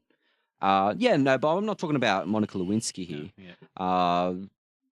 But, Juanita Broderick. Yeah, credible women of, professional women. Saying that they were basically, sexually assaulted. Yeah. There was the woman who was a journalist, and she was like in the newsroom, and he came in and groped her and stuff. She ended up quitting a job, so she didn't have to see him around the newsroom anymore. That's right. Was that Catherine Willie? No, it was someone else. And the funny thing here is the media sat on this. Yeah.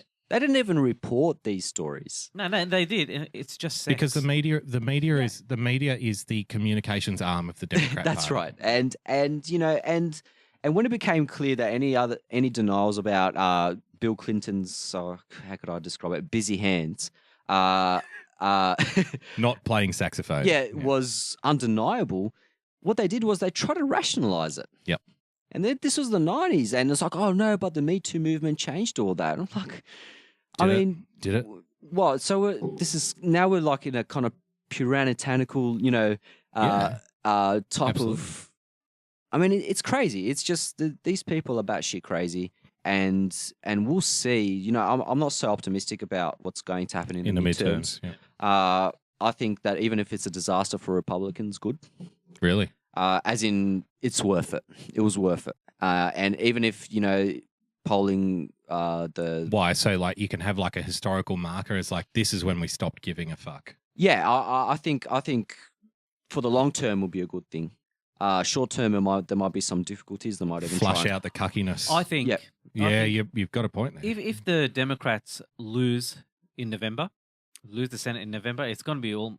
The Democrats or the Republicans? No, Democrats. It's if they win the Senate, detrimental. They need to flip 2 seats. It's going to be detrimental to the Democrats because I think it'll just give Republicans even more confidence, right? Yeah. So what you're saying is like a loss is going to be a win, even if the Republicans lose the Senate, if they lose the House, Donald Trump basically becomes like Barack Obama circa 2012. Yeah.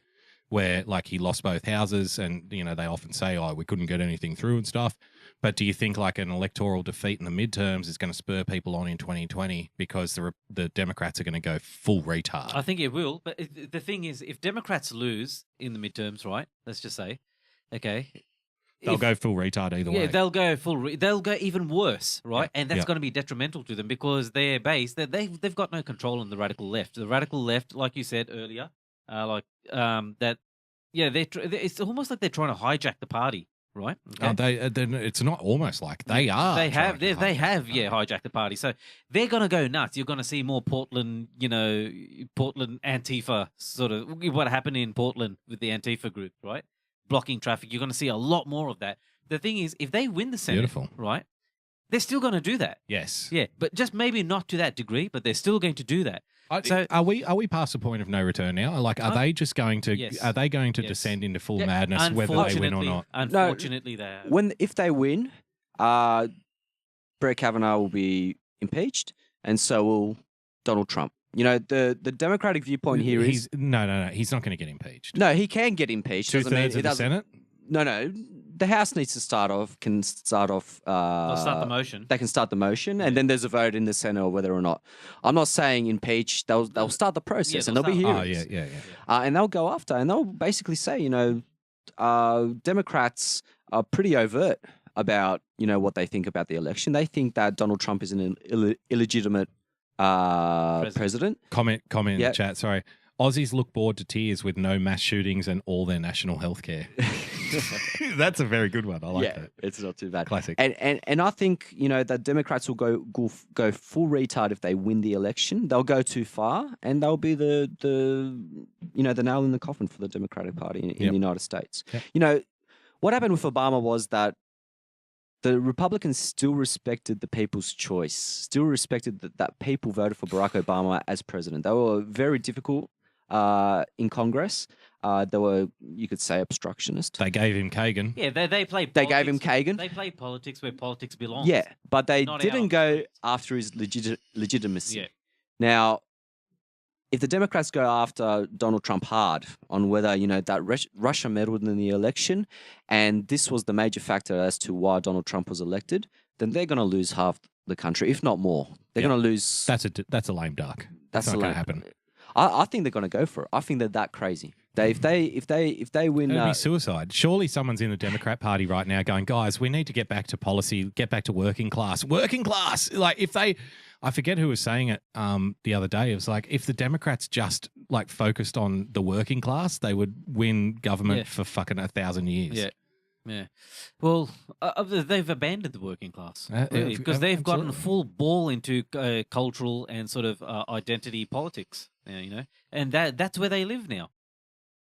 That's where they live. So, like I was saying before, if they do lose in the midterms, it's going to be detrimental to the Democrats. If they win, I think it'll be a very short-lived win because it's going to just give the Republican base is going to expand further and further, I think. Sure. That win. And I kind of agree with Adam. They are that batshit crazy that they will pass those motions in the lower house and try to get it through the Senate. I wonder if the new direction, like the new baseness, like the new reality that the Republicans are waking up to, in that, you know what, now they just have to be like the adults and say, you know what, this game here, this bullshit here, just wipe it. I wonder if that's going to have like a cumulative effect in the next 2 or 3 weeks leading up to this all important midterms. I'm going to play a very short clip here from Bill Cassidy. When he was confronted in the hallway. But this, I think this is a microcosm of what we're seeing here. Senator Cassidy, can you please apologize to my children for ruining their future? Ruining their future. If in the future somebody makes it, I know your parents are using you as tools. No, but if we're in the not future, using them as in the tools. future, if somebody makes an allegation against you and there's no proof for it, you will be okay. And you should hope that they go through. Thank you. And he just walks off. And then they go after him like, oh, wait, I'll keep it playing. Listen to the carry-on. Process. What about black Not men? ramming it in Black to get. men get presumption of guilty, but white men get the presumption of innocence. So what It should be a presumption of guilty. use that analogy? Come out of the bathroom. Shame on you. Shame on you. Come out of the bathroom. Don't run in the Damo, Shame. Look at the look on those children's faces when he's Yeah, they talking don't know to why them. they're there. They don't know why they're there. Those poor kids are just being used as It's a political selfie pawns. opportunity. Yeah. It's horrible. Hey, like selfie, like hanging out with the kids, like bashing the fash on Capitol Hill. It's just disgusting. Like parents who use their kids like that, you know? Yeah. Wow. There's no shame there. Yeah. There's no shame there. Apologize to my children for. She thought she was going to get her Facebook viral moment. Yeah. And instead he completely flipped the tables and the idiot fucking posted it anyway. Like she would have posted it like, this is proof that Republicans are scared. And it's like, no, it's proof that you're a dickhead. Yeah. Like you're an Absolutely. idiot. Yeah, you're an adult. So midterm elections, the worst case scenario is the Democrats. I don't think they can win the Senate. And, you know, like, I would, you know, people are saying there's going to be like, some people are saying 13 plus for the Republicans. I'm not prepared to go that far, but I definitely think 5 are in play. So like Joe Manchin, Heidi Heitkamp, John Tester, Joe Donnelly in Indiana, and there's one more that I can't remember.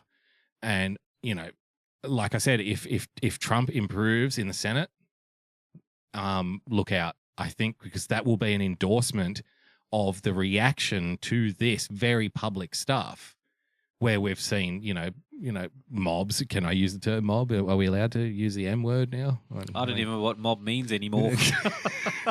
But that's maybe we'll play this little clip. And we'll get a comment on this. Let's move on to the next topic here.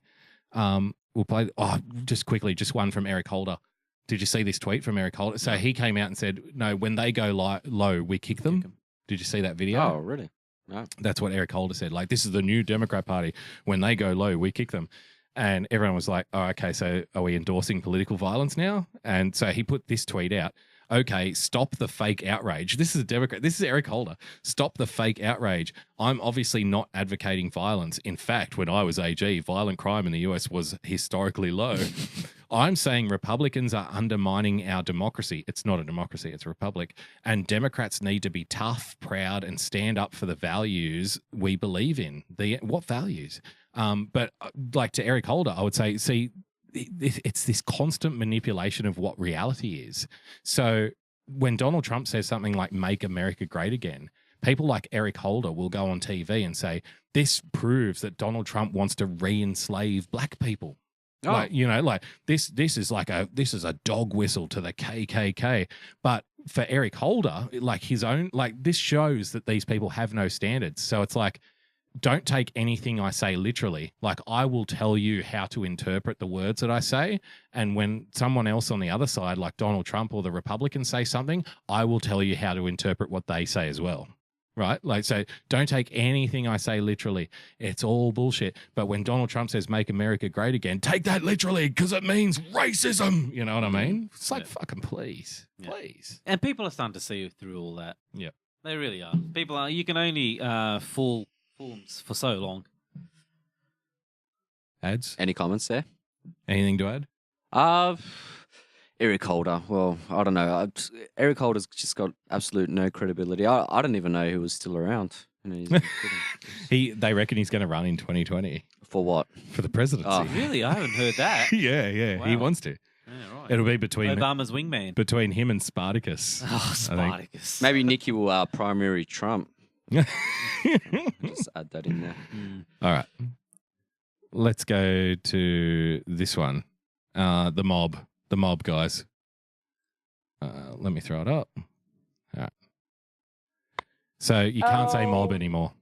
Oh, you're not going to use the mob word here. They are protesting. They are not an angry mob. We're subhuman. We're done being polite. Answer your question that you asked her. Is it mob behavior? No, it's Hold the door, ma'am. You're going to get arrested. And they're showing like all these images of mob behavior on the doors of the Supreme Court. That's the best one for me. In the way that the leader McConnell has done, it's just wrong. Someone's there ripping up signs. FU In the Nazi. Constitution, you can protest whenever and wherever you want. Okay. We believe In restaurants. It's a put up the video mob. Stop. Stop. Me, ma'am, are you trying to assault me? Don't say mob. Sorry, mob. This kind of like racialized mob language, this kind racialized of mob law and language. order language that we're hearing. These people are fucking insane. The angry mob, the angry mob, the angry mob, even though these were just peaceful protests. Peaceful protests. Republicans are running on this idea that the left is an angry mob. I love it. Like, so there's so much to unpack just in that. So the first one for me is like, it's obvious that like the CNNs and the MSNBCs of the world are obsessed with trying to control reality. Like, no, it's not a mob. Don't say it's a mob. That's ridiculous. To me, that's like, they're desperate to protect the political wing of their operation from being associated with the term mob. You've never heard of a happy mob.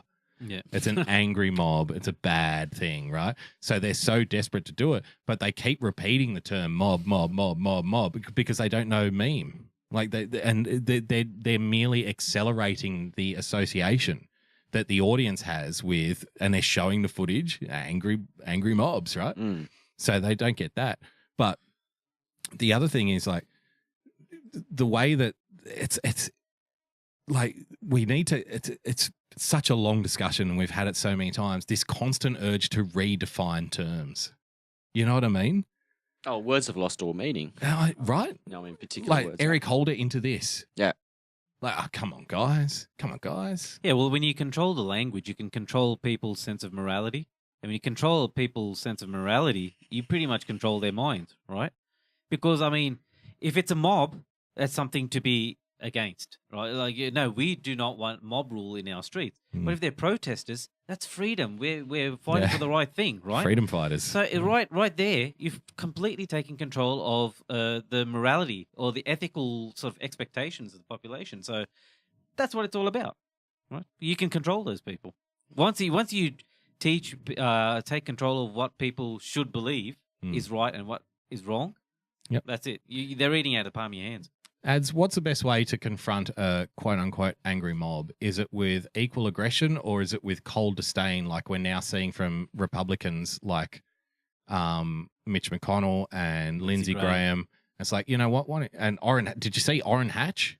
No, I didn't. Why don't you? Someone was yelling at him. He's like, "Why don't you grow up?" Oh yes, I did see that. Yeah.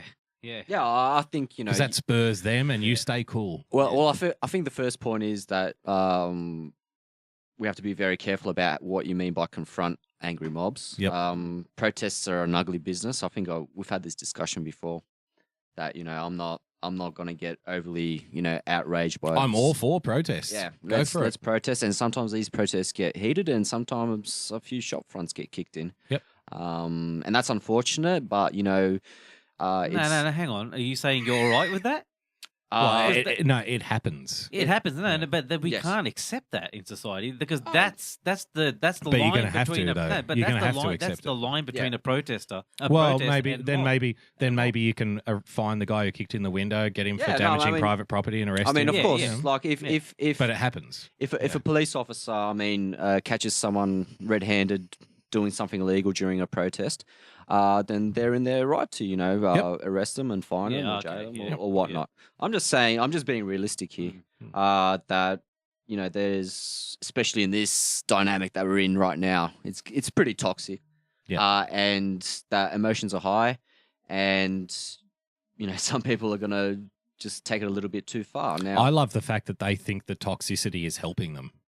Yeah. And really, let's be honest. Outside of like New York, LA, and a couple of other really deep blue centers, do you think people in North Dakota, where I think Heidi Heitkamp's from, or like West Virginia, where Joe Manchin is from, these are the Democrat senators in red states that voted for Donald Trump in 2016. Do you think that this kind of stuff politically arouses people like in those states to vote Democrat? I would argue strongly, Of course not. no. Because people do not want that kind of volatility. They want a stable society. Exactly. But we have to be careful, about stability. Like, if stability is the end game, then we say that protests must follow a certain form, and anything outside of that is unacceptable, and then will be fully attacked.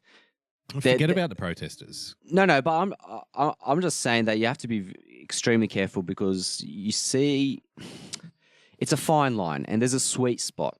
If you start really trying to control how protests how do I put it? Organically formed. Yeah, no, that if you try and shape what is acceptable and not acceptable opposition, then you can get into problems. Like big picture, from 30,000 feet. Yeah. Where the government controls, to be honest, it's political correctness. Yeah, that's a rabbit hole I don't think that we're dealing with right now. Like, and there's differences, there's distinctions to be made there. I think the more protests the Democrats have right now only ultimately hurts them. Yes, and that's why I wish they continue. Exactly. I want them to continue at large. Moving on, Kanye West went to the White House. Mr. West goes to Washington. Everyone. To the West Wing. To the West Wing. It was a very esoteric conversation that he had with Donald Trump, and it was pretty out there, but I don't have a problem to me it was kind of like very Trumpish, the way that I can see why he likes Trump, because I think they speak in a stream of consciousness rather than bullet points. And I think a lot of people just can't handle, like, especially in like the liberal corporate media side, they expect bullet points. They want like sound bites. There was a great line from him, where someone asked him a follow-up question. He's like, "Hey, look, I'm like a fine wine. I have points. It's like I don't answer in sound bites. I forget I have character or something. Whatever his line was. Yeah, that's what he said. But it was funny. And if you're somebody that likes to expand on your thoughts rather than just give out like Trump is racist, there is a trend like in modern society, I think, to jump on that person, because you should just say like the Trump is racist thing, and then we can all get on with our day. Like, it's like a short attention span, shallow thinking cycle that we're in. So he gets in there and he's like, gives it like this like 10-minute thing, and he's talking about all different kinds of topics like pharmaceuticals and jobs and China and prisons and like all of the above. And he was just like rambling, right? But I didn't have a problem following it, because I'm not offended by people who speak in that way, which is probably why Donald Trump doesn't offend me. But the spin from the corporate media guys was, well, the reason that you need to be against Kanye West is because everything he says is nonsense. And this is the argument that MSNBC presented to prove that Kanye West is speaking nothing but nonsense. Listen to this. Oh, just press play. And this is a grand display of mass ignorance in the face. I forgot to give it the theme music. This is the theme music. This is literally Hitler.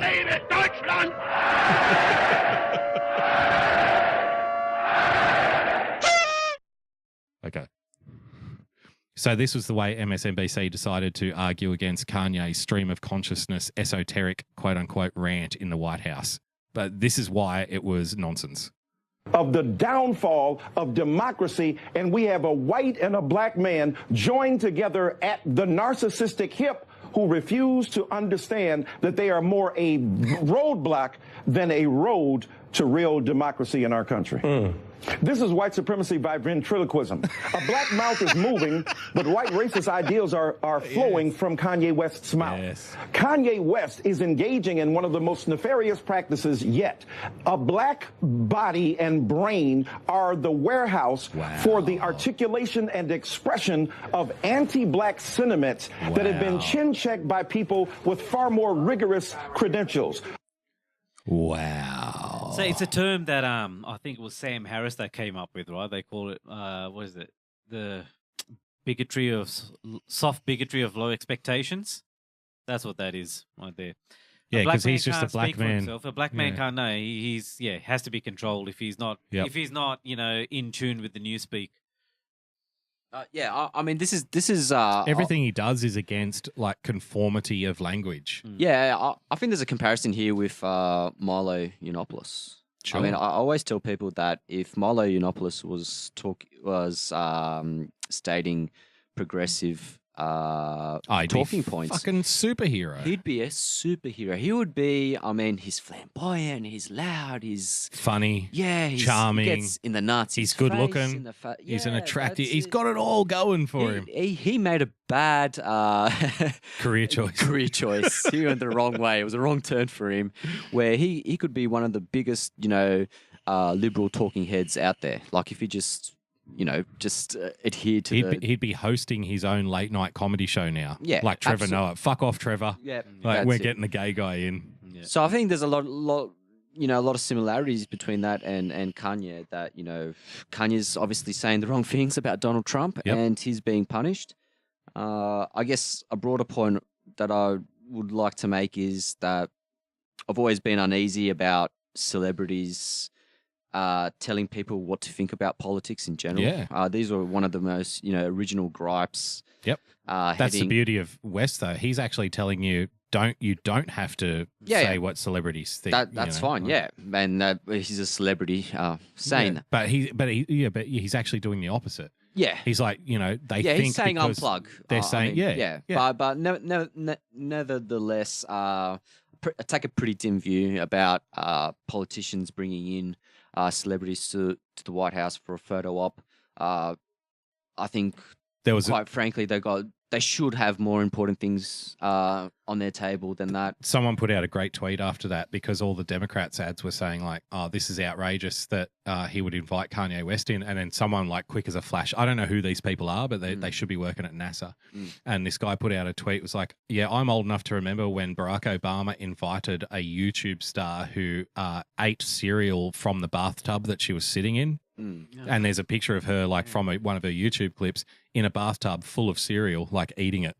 And then the next picture is like her and Barack Obama like discussing important topics. There was a massive controversy when Barack Obama invited, I believe the rapper's name is Common. Common, yep. And he had rape themes going through which is quite interesting. He should be elected to the Supreme Court. Considering, exactly.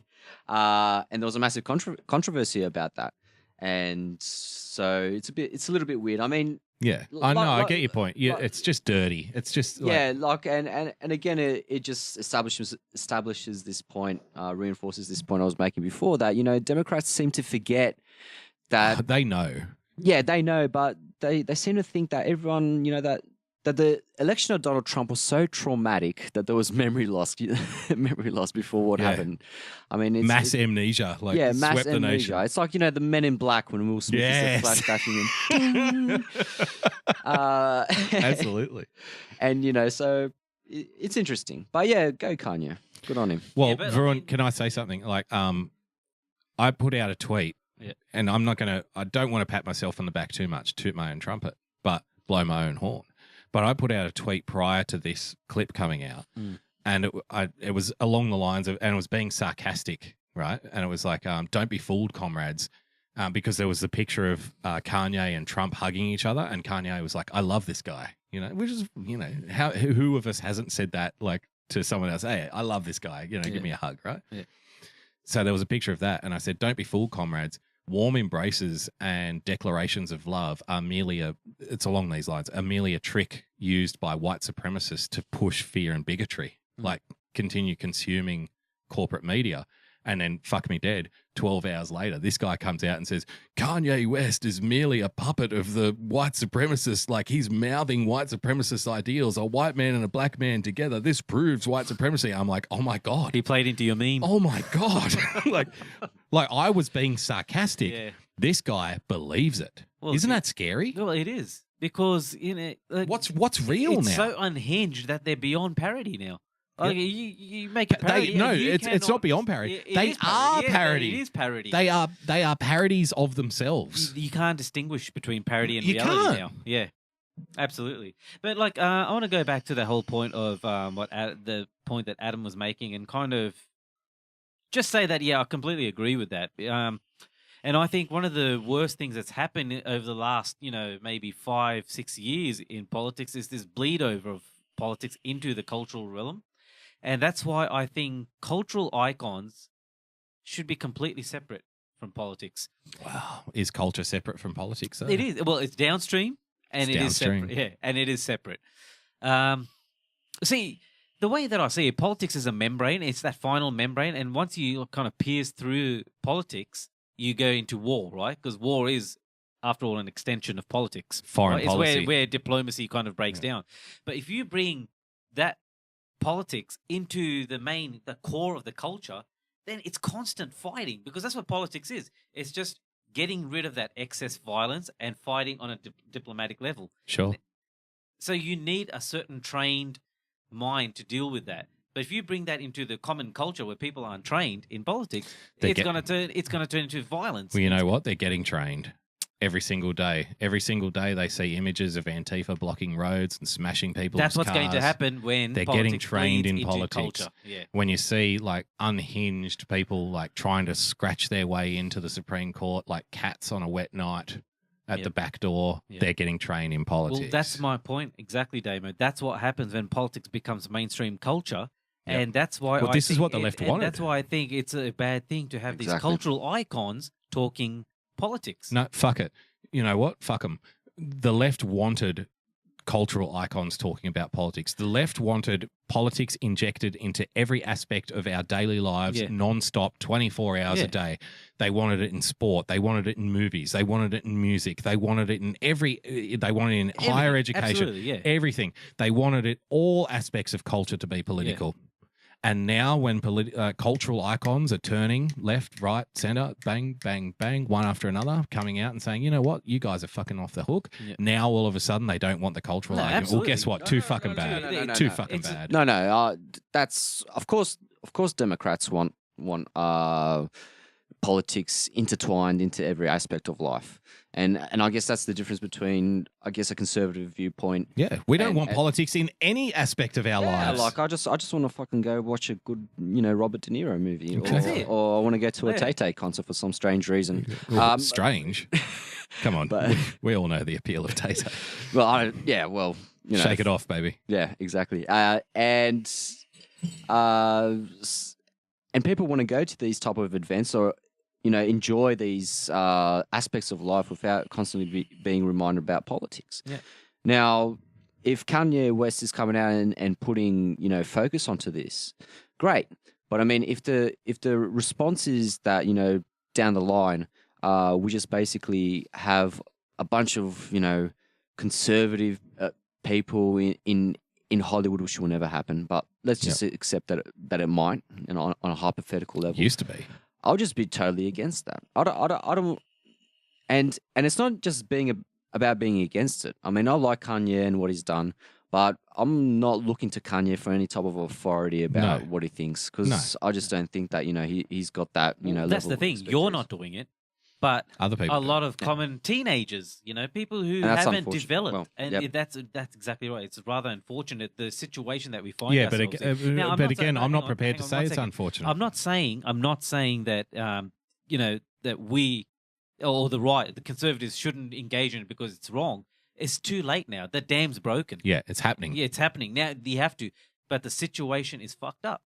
We can still agree that the situation's fucked up. It shouldn't have gotten to this level, but it is what it is now. Yeah. And this is what happens. This is when you get Antifa on the streets of Portland telling people which way they should drive, and if they don't, they get their car smashed. And when they ask why, because I'm telling you to. Yeah. Yeah, it's a problem. Yeah, it's a problem. I think this is a subject we'll come back to many a time. We'll definitely come back to. We'll wrap up the show, guys. Yep. Speaking of things getting out of control, so a couple of articles here that you sent through ads. Trans-disabled teen model Aaron Phillip is the future of fashion. She made history this summer as the first black trans-disabled model to sign with Elite Model Management. And there's the lovely young person there. Growing up, life was a grind for 17-year-old Aaron Phillip. Isn't it wrong to have 17-year-old models being sexualized? I thought we're not in favor of sexualizing children. She was born with cerebral palsy, a condition that can affect motor function and often requires the use of a wheelchair. Though her family has now an apartment in the Bronx, 7 years ago they were forced into a homeless shelter for nearly 2 years due to financial hardships stemming from expensive medical bills. First of all, can I just put this out there? Bravo. Mate, you're earning a paycheck as a model. By all means, get out there, go do it. If you know what, fucking hallelujah. I couldn't be happier. Make all the money you can. Now counter to that, not even counter to that, as concurrent to that. A couple of years ago, people were making memes about the future of modeling, and one of those memes was, "You're not going to be a model one day unless you are a black trans disabled person, in a wheelchair." I made the joke myself. The next Wonder Woman should be a black trans person in a wheelchair, and people laughed. You're so funny. Here we are. So, again, but I feel like, and I'm trying to be respectful here. I feel like this is it's like you're trying to tell somebody what beauty is. You're trying to force upon people, this is beautiful. This is the face of fashion. Now, I, for one, think that the fashion industry, although it is entirely pointless, exists for a good reason, because that keeps people who are otherwise unemployable away from crime. Because really, if your talent is taping ladies, really thin women's breasts together, what am I going to hire you to work in a bank? You have no other transferable skills. So fashion as a concept is pointless, but in terms of giving people some kind of outlet for their quote unquote creativity and thus earn a wage, it stops them from stealing purses from little old ladies on the street. So I'm all for fashion. All right. Okay. People are paying for this shit. Go for it. If the market responds positively to them, power to them. But have you noticed the trend over the last 5-10 years? The beautiful woman is not to be beautiful anymore. A blonde-haired, blue-eyed, buxom lady is now something that's this is white privilege. This is evil. You need more diverse. Can we get any more diverse than this? Is this peak diversity? Yeah. I'd just like to. Is it really? I'm asking. I mean, I would like to ask that person now, if they're being, their face is printed on a newspaper saying that they're beautiful. Yep. How do they reconcile that now with that? With that lady who got left a note written not to not to frown. Good point. So now are they in the same boat? Well, I don't know. What's happening? I mean, should this person now be offended? Well, has this person now been sexually assaulted? I hope the trans disabled model thinks that she or he is beautiful. That's fine. I don't care. I don't care. But I don't think it's the future of fashion. For one, most people aren't in wheelchairs. How are you going to sell pants in a wheelchair? Yeah. It's very difficult. It's very difficult to shake your ass on the catwalk if you can't stand jeans. up. Tight jeans. Good luck getting Look, those. fashion shows were never about selling clothes. I mean, you've seen like half the shit these people wear. No person in their right mind would wear it on the streets. No, right? of course not. Yeah, of course so, not. like you said, it's a creative outlet. Look, I don't care too much about it. I mean, I find it ridiculous. Sure. Okay, for what it is. You're allowed to. Yeah, I'm allowed to.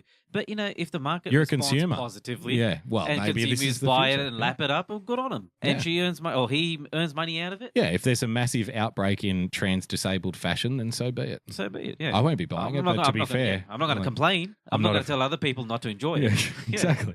All right. The other story. Pardon me. God. Transgender man identifies as a dog and says chasing sticks and playing on all fours has brought him closer to his husband. Playing fetch on all fours might seem an unusual activity for an adult, but one man who identifies as a dog, God bless him, says it has brought him closer to his husband. So who's his husband? Please show the pics. We're watching the. Do you want to see the video? Okay, let's put the volume up. We'll put the volume up here. Extreme love. That's the. Okay, we're going full page. Hang on, let me throw it up. Okay, it's on full page. People come to my house and they see my ribbons and they say, "Oh, you've won all these ribbons at dog shows," but they rarely ask if I'm the dog. I've won quite a few. Wow. This is the High Point Award for Puppy Palooza, and then these two are the best ones I have because these are my two best in shows. I got these at DomCon. My name is Tony, and I'm a human pup. I'm Andrew. I'm Tony's husband and trainer. A trainer. Pet play is any time that a person takes on the role of an animal. See, what I love most about that line is it's actually breaking down the stereotype that like wives train their husbands, because you've often heard like, I have to train my husband to like pick up the laundry or like put the garbage bins out or whatever. Here is a husband that is actually like, no, I am officially her trainer. Why is it this sexist? Like, really? Exactly. Yeah. And they emulate that animal either through their behavior. Because she or identifies as a man, that's why. Some people wear So costumes. it's okay. This is the first hood that I ever got. I've been involved in This is pet play for insane, my entire Ads. life. How did you find this? A lot of kids like to play pretend. They like to pretend to be an animal. I don't and they pretend. enjoy doing it. I just made never it. grew out of that. I got into pet play through Tony. Once we started Pet play. dating, handler is a common role for human pups, and I was glad to do it. They say when the student is ready, the master appears. Oh. She's very saucy. This is fantastic.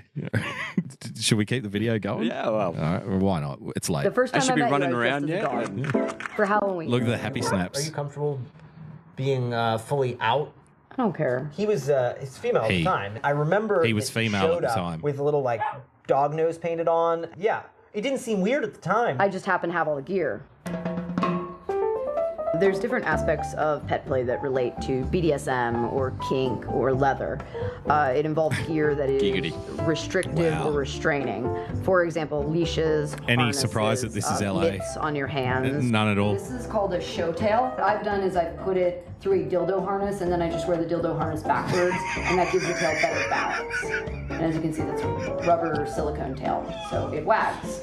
The dildo harness And then ads. the most important The part dildo of all of harness. this gear is actually That's how I get my this tail, guy, from the ball. dildo harness. That's the most important part. Yeah. That's it.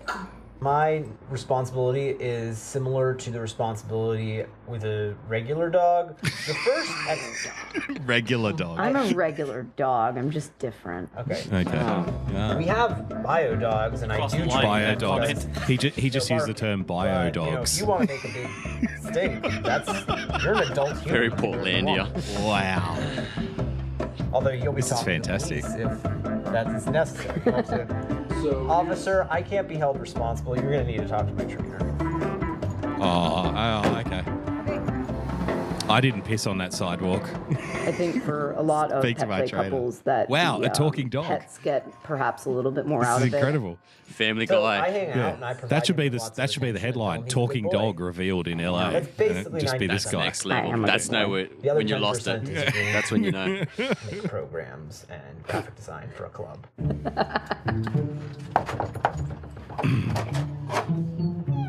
Hey! Nice to see you. Come on Meet the family. Should be fun. Can I ask? Well, Can I ask why does it always seem to be really rich white people living in big houses that do this shit? Oh well, because if you've got a shitload of money and you're not doing much, I mean, You're not working. No, you're working.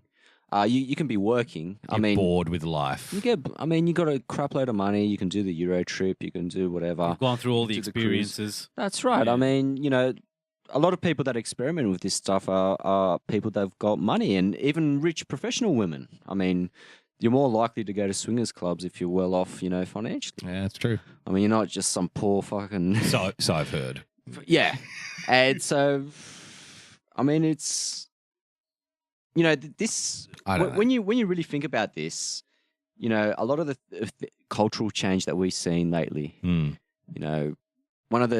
When someone says to you, "Oh well, let's have gay marriage," Yep. and you might have a few points that you want to get across and to develop an argument. Now, the inevitable question comes: well, why not? Really? I mean, why not? It's not hurting you. Yeah, it's got fine. nothing to do with you. Why are you and trying stuff. to? And and that's great. I mean, gay marriage, hell yeah, more chicks for me. But you can even ask the same question here. I mean, why not? Why can't a person just dress up as a dog and for hours on end during the day? They can. And I mean, there's so We have to play that clip of what's his name again? Sebastian Maniscalco. Sebastian Maniscalco. Varun Prasad. He doesn't know what to say to that. Would you like to be a professional dog trainer? No, I saw something very similar, right? And it was some kind of scientist in the field of biology who got some prosthetic legs and some kind of headgear made for him. And he lived for 2 days with mountain goats as a mountain goat, and he was actually eating grass. Say 2 days. Do it for a year and get back to me. Probably dump some acid tabs on it. But he said it was the most liberating moment of his life. There's the liberation. Are we getting to a point now where we've pretty much liberated everything we can liberate, and now we're just looking for the fringe around the edges? Yeah, it's forced. we need to liberate the women who want to be men who want to live as male dogs, I think is the thing. Yeah, because there's some people out there that have been born that way, and how dare you question it, because you'd be a bigot, obviously. Yeah, I mean, she was born a human being, but really she was born a dog. Yeah. So Kimmy in the chat's like, okay, fine, but seriously, why? That's a very sex. Well, Kimmy, I would just go so far as to say you are now a humanist bigot. Like, if you're not prepared to accept the reality that people can be born as other species, like, forget about genders. The next realm is like, we can be born as other species. I was actually born as a cat. Yeah. Right? Like my internal workings, my psyche is that of a cat, and that's the way I was born. And, if you're against that, then fuck you. Yeah. I just want a litter box to shit in, a bowl of milk to drink from, and someone to rub my belly. Well, it's funny that you say that, because there's actually a woman or a girl in Sweden who identifies as a cat. Does she really? That's how she lives. I need to her meet life. this chick. Yeah. Can we? Like, it wouldn't be too bad. She's always on her fours. Take the gender thing out. Into your chest. Take the gender thing out. I mean, if you meet a nice girl, take her back to your pad, and she's like, "Well, I got something to tell you. I like to pretend I'm a dog or a cat or something like that, and dress up." And I'd be like, "Okay, baby." No worries. No worries. That's fine. Can I put you on a leash? Yeah. I have a leash here ready to go. And then you'd be like, oh, of course. Yeah. Next thing you know, like 6 months later, you're on one of these fucking bullshit websites and you're like, yeah, I'm her trainer. You don't even know how you got there. At first, you thought I'm just banging this hot Swedish chick. Next thing you know, you're a dog trainer. You didn't even realize. Imagine like the camera right in front of you and you're saying, "Yeah, I'm her trainer," and it all just dawns on you at that moment. In that like split second. Oh no! This is not going to air, right? Wait, what have I done with my life? Oh no, Mum was right. This chick is fucking crazy. All right, Sebastian Maniscalco. I think this really sums up the last 20 minutes of the conversation. Yeah. Check it out. This internet, there's something for everybody, right? You got some weird fetish, some weird thing you do? Look at how weird it just got in here, huh? Some of you are into this type of behavior. But if you like something weird, if you're an adult, you like to dress up as a baby, there's a website for you. 30 years ago, if you like to dress up as a baby, nobody knew that. You did that in the privacy of your own home. If you ever came out of your house with a diaper on, your neighbor would go, "Look at this shit, call the FBI, get this shit out of the neighborhood," right? It was handled. But today, just throw it up in the Google. I like to dress up as a baby. Next thing you know, they're at the Hilton on a Saturday with 863 people that like to do this shit. He's got a point. He's got a point. Well, enough said. Enough said. Yeah. The voice of reason, Adam J. It's been an absolute pleasure. Thank you, fellas. We can get you at Ted Dabrowski on Twitter. Yes. Varun Prasad, what is your moniker this week, my friend? At the discotheque. At the discotheque. Yeah. Okay, so you're not ready to reveal? Not just yet. Not just yet. You'll reveal. It's under construction. It's under construction, yeah. I'm Boogie Bumper. You can follow me at Boogie Bumper. Thanks so much, guys, in the chat. Thanks for watching. If you want to get the podcast, head to iTunes, type in, is it the Common Discourse Podcast? I think it's the Common Discourse Podcast in iTunes. Yeah. Or you can go tcdpodcast.podbean.com. You can subscribe that way. Follow on Twitter at TCDTweet. We need to do this again soon. Like not 7 weeks next time. Yeah. Let's go 2 weeks. Do you want to? Let's try that. Yeah. Do you want to do it in a fortnight? Sure. We'll get together Big again. Turnaround. Big turnaround. Yeah. Okay. There's going to be plenty to talk about. A lot of crazy shit going on. Oh, who knows? The world changes in 2 weeks. I might be a dog trainer by then. And I can't wait for you to meet my bitch. Folk would say that. Huh? All right, guys. Thanks for joining us. See you next time. Bye. Have fun. Bye.